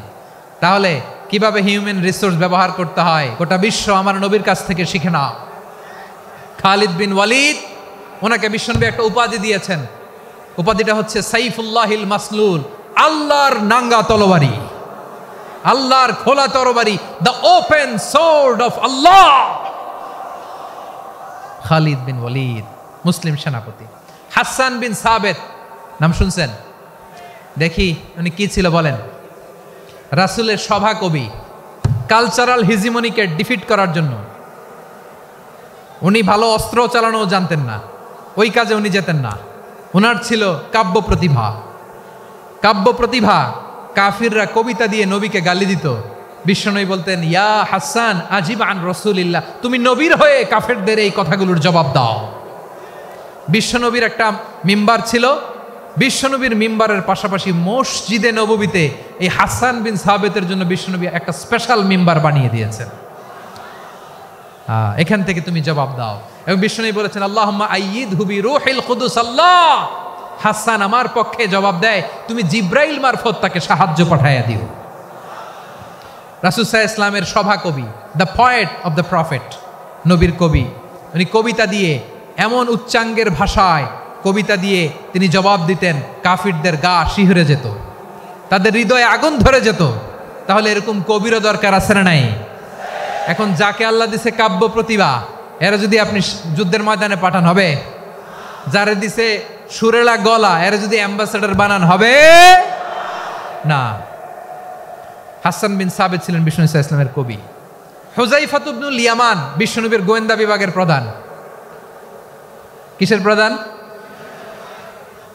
হুযায়ফা ইবনুল ইয়ামান। ওনার ছিল ডিটেকটিভ মাইন্ড, ডিটেকটিভ মাইন্ড, গোয়েন্দা বিভাগের প্রধান। এবং উনি হচ্ছেন সাহিবু সিররি রাসূলিল্লাহ, রাসূল সাল্লাল্লাহু আলাইহি ওয়াসাল্লামের গোপন তথ্যের ধারক বাহক। নবীর যেই কথা কেউ জানে না, সব হুযায়ফার পেটের ভিতরে ছিল। সুবহানাল্লাহ পড়েন। মদিনার যত ইহুদিদের একটা লিস্ট ছিল, এই লিস্ট শুধু 2 জন জানতো, বিশ্বনবী আর হুযায়ফা। সুবহানাল্লাহ পড়বেন না? তাহলে উনাকে কোন দায়িত্ব দিছে? কোন বিভাগ? যশোর, আওয়াজ করো, কোন বিভাগ? গোয়েন্দা বিভাগের হেড ছিল। খন্দকের যুদ্ধে প্রচন্ড আজকের মতো শৈত্য প্রবাহ, মাটি খনন করতে করতে সাহাবীদের পেটে ক্ষুধা নাই, দাঁড়াইতে পারে না নামাজের জন্য, এত ক্লান্ত, ক্ষুধা, ক্লান্ত, শ্রান্ত। বিশ্বনবী বললেন, কে আছো? এই কঠিন শীত, এই ভয় আর ক্ষুধার মধ্যেও খন্দকের পরীক্ষার টপকে শত্রু শিবিরে যে আমাকে তথ্য দিবা, কে আছো? কারো গায়ে শক্তিই নাই যে দাঁড়াবে, কেউ দাঁড়ায় না। বিশ্বনবী তখন নিজে হুযায়ফাকে ডাক দিলেন, হুযায়ফা, যে আমাকে আজকে শত্রু শিবিরের তথ্য এনে দিবে, সে জান্নাতে আমার মোরাফাকা, আমার সঙ্গী হবে। হুযায়ফা রাদিয়াল্লাহু ইবনুল ইয়ামান জীবনের ঝুঁকি নিয়ে এই ক্ষুধা, শৈত্য প্রবাহ, কোল্ড ওয়েভসকে উপেক্ষা করে পরীক্ষা টপকে শত্রু শিবিরে যে সবার কথাগুলো চুপে চুপে শুনে বিশ্বনবীর দরবারে এসে গোয়েন্দাদের মতো তথ্য সরবরাহ করেছে। বিশ্বনবীর গোয়েন্দা বিভাগের প্রধান হুযায়ফা ইবনুল ইয়ামান ইন্টেলিজেন্স বিভাগ চালাতেন। মুনাফিকদের নাম ওনার কাছে ছিল। মুআয ইবনে জাবাল মদিনা রাষ্ট্রের সবচেয়ে সিনিয়র আমলা ছিলেন। আমলাতন্ত্র চিনেন তো? প্রশাসনিক কাজ যারা চালায়, অ্যাডমিনিস্ট্রেশন বোঝেন না?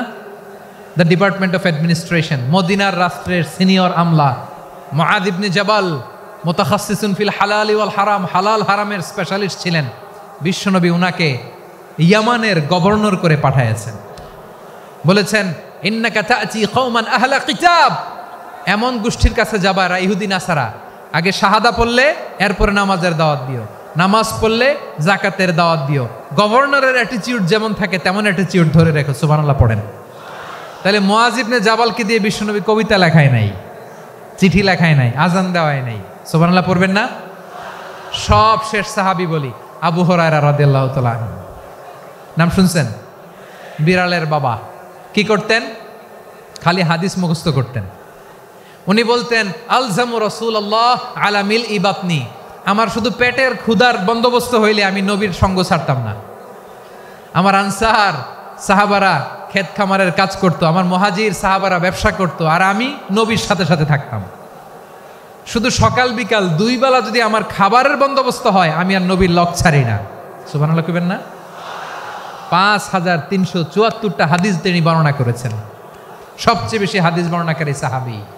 হাদিস প্রিজার্ভেশনের কাজে বিশ্বনবী ওনাকে কাজে লাগিয়েছেন। উনি একদিন বলেন, ইয়া রাসূলুল্লাহ আসমাউ মিনকা কাসীরান ফালা আহফাজু, নবী অনেক কথা শুনি আমার মনে থাকে না। বিশ্বনবী বললেন, তাই? উবসুত রিদাক, তোমার চাদরটা বিছাও। আবু হুরায়রা বিছালেন, বিশ্বনবী হাত বুলায় দিলেন, এরপরে অনেক হাদিস বর্ণনা করলেন। আবু হুরায়রা বলে, তারপর থেকে বিশ্বনবী যাই বর্ণনা করে আমি শুনি আর একটাও ভুলি না। এখন সুবহানাল্লাহ। বিশ্বনবী ওনাকে হাদিস প্রিজার্ভেশন, নবীর এই যে লক্ষ্য হাদিস প্রিজার্ভেশনের এই দায়িত্ব দিয়েছেন সাইয়েদনা আবু হুরায়রা রাদিয়াল্লাহু তাআলা আনহুকে। প্রিয় ভাইরা, তাহলে 10 জন সাহাবীর কথা যে বললাম, আপনারা কি খেয়াল করেছেন কত বড় ট্যালেন্ট হান্টার, চৌকস ট্যালেন্ট হান্টার ছিল আমার নবী। এক একজনের এক এক ট্যালেন্ট, এক এক কাজে অ্যাসাইন করেছেন, এক একজনকে এক এক দায়িত্ব দিয়েছেন, এক একজনের প্রতিভাকে এক একভাবে বিকশিত হওয়ার সুযোগ দিয়েছেন। আওয়াজ করে বলেন ঠিক কি না? এখন আমার পর্দার আড়ালে আমার মায়েরা বলবে, এতগুলো পুরুষ সাহাবীর কথা বললো, নারী সাহাবীরা কি কিছু করে নাই? হ্যাঁ, একজন নারী সাহাবীর কথা বলে মোনাজাত হবে, দোয়া ছাড়া কেউ যাব না। রুফাইদা আল আসলামিয়া রাদিয়াল্লাহু তাআলা আনহা, ওনার বাবার নাম সাআদ আল আসলামি। বিশ্বনবী কি খেয়াল করলেন দেখেন, সাআদ ছিল মদিনার বড় ডাক্তার। এই নারী সাহাবী রুফাইদা বাবার কাছ থেকে চিকিৎসা বিদ্যা শিখেছেন। যখন শিখছে, বিশ্বনবী দেখলেন আমার তো প্রতি সপ্তাহে সপ্তাহে যুদ্ধে আহত সাহাবীদের সেবা দিবে কে? বিশ্বনবী রুফাইদাকে বললেন, রুফাইদা তুমি মসজিদে নববীর পাশে একটা মেডিকেল ক্যাম্প করো।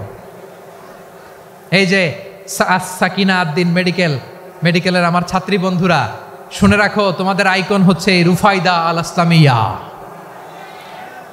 বিশ্বনবীর ডিরেকশন অনুযায়ী তিনি মসজিদে নববীর পাশে একটা মেডিকেল ক্যাম্প করলেন এবং আহত সাহাবাদের চিকিৎসা উনি ওনার টিম নিয়ে দিতেন।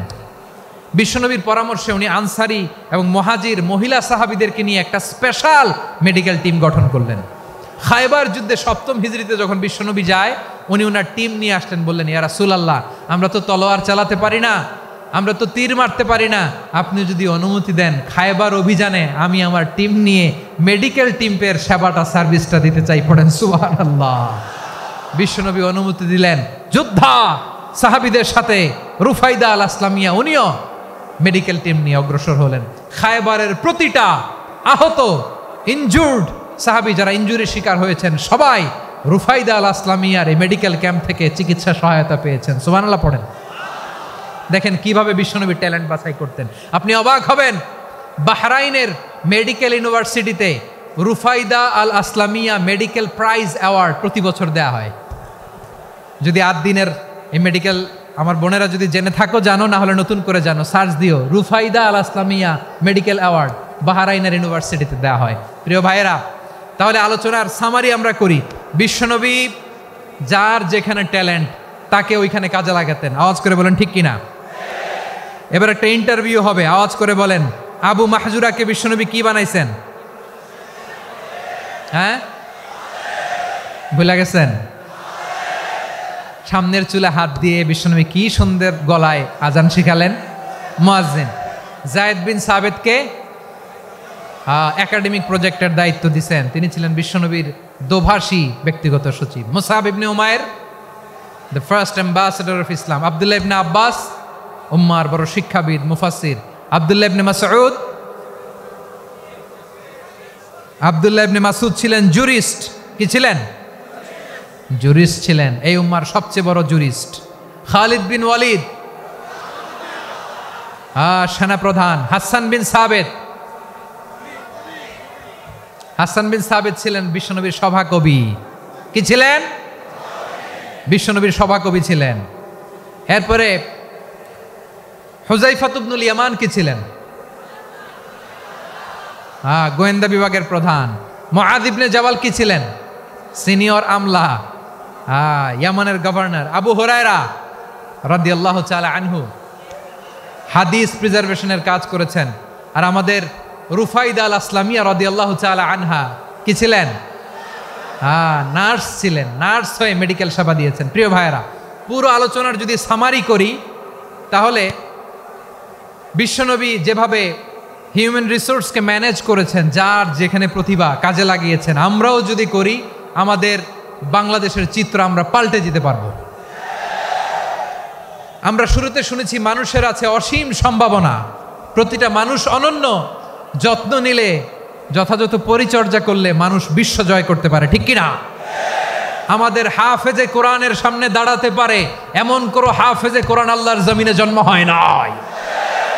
গোটা বিশ্ব কাঁপিয়ে তারা সেরা, আমাদের ক্রিকেটাররা সেরা, আমাদের তৈরি পোশাক শিল্প সেরা।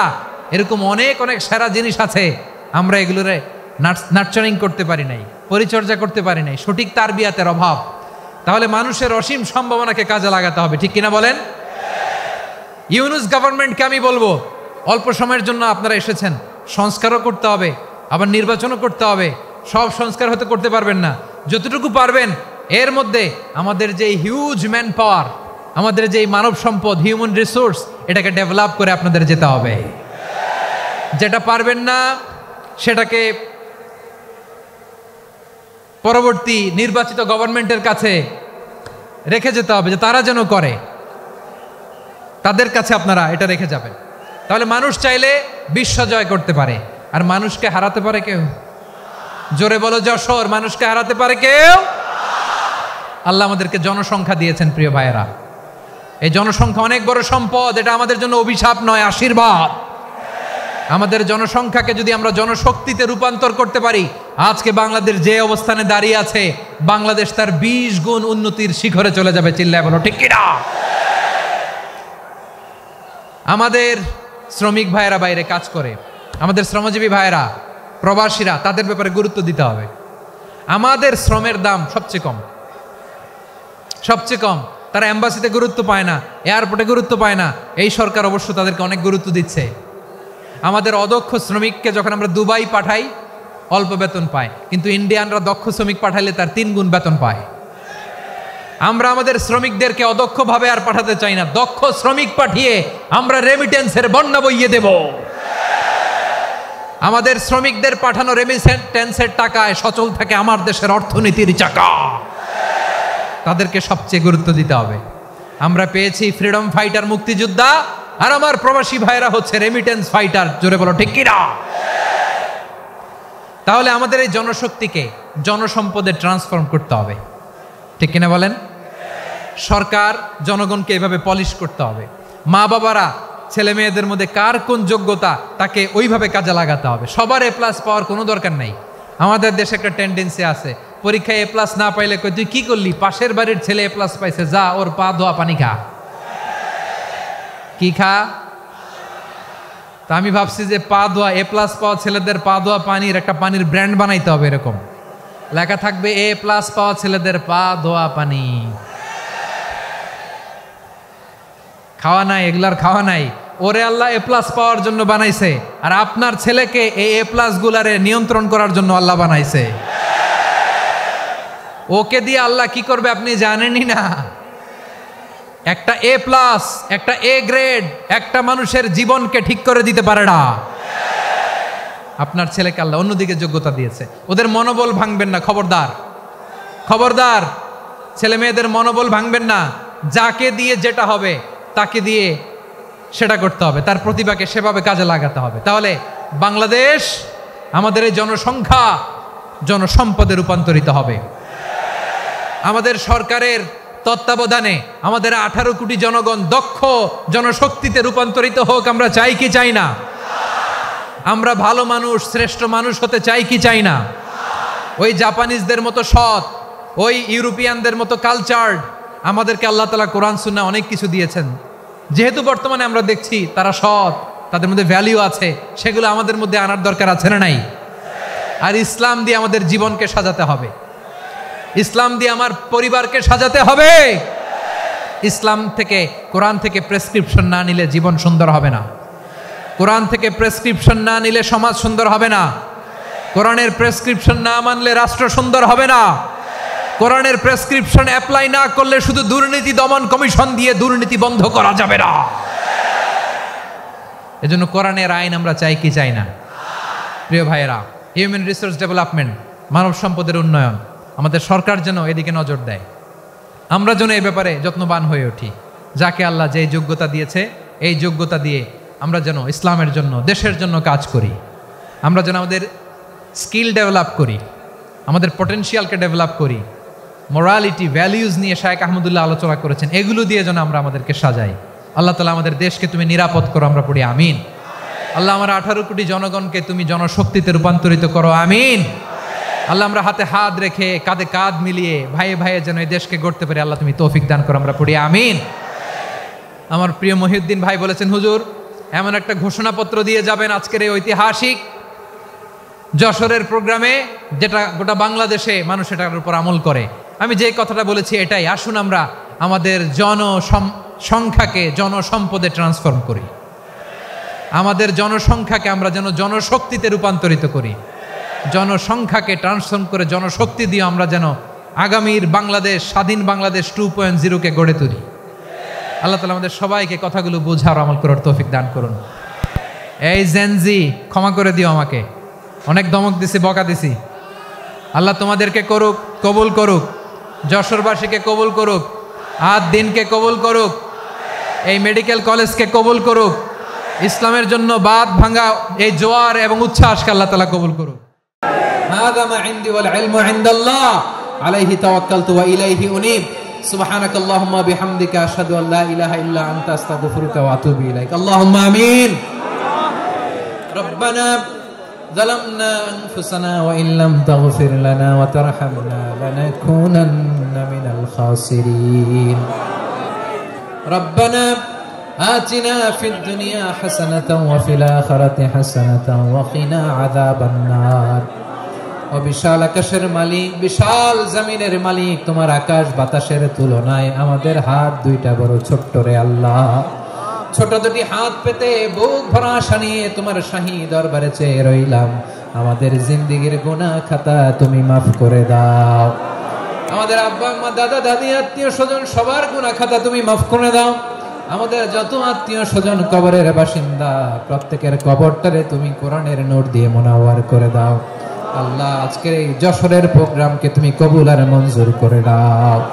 সূরা বনী ইসরাঈলের 70 নম্বর আয়াতের আলোকে জনসংখ্যাকে কিভাবে জনশক্তি, জনসম্পদে রূপান্তরিত করা যায়, সিরাতের লেন্সে, সিরাত থেকে আমরা শুনলাম, যা কিছু শুনলাম আমল করার তৌফিক দাও রব্বুল আলামিন। আমার বাংলাদেশকে সোনার বাংলাদেশ হিসেবে কবুল করে নাও।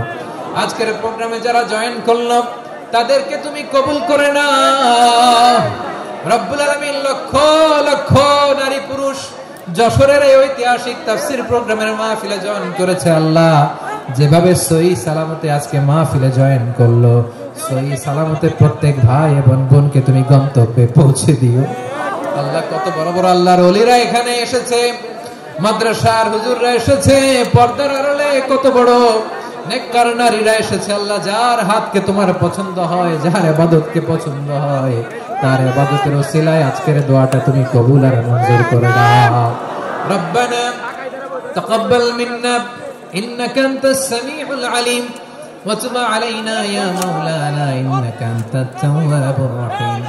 সুবহানাকা রাব্বিকা রাব্বিল ইজ্জাতি আম্মা ইয়াসিফুন ওয়া সালামুন আলাল মুরসালিন والحمد لله رب العالمين واجعل آخر كلامنا عند الموت لا إله إلا الله محمد رسول الله.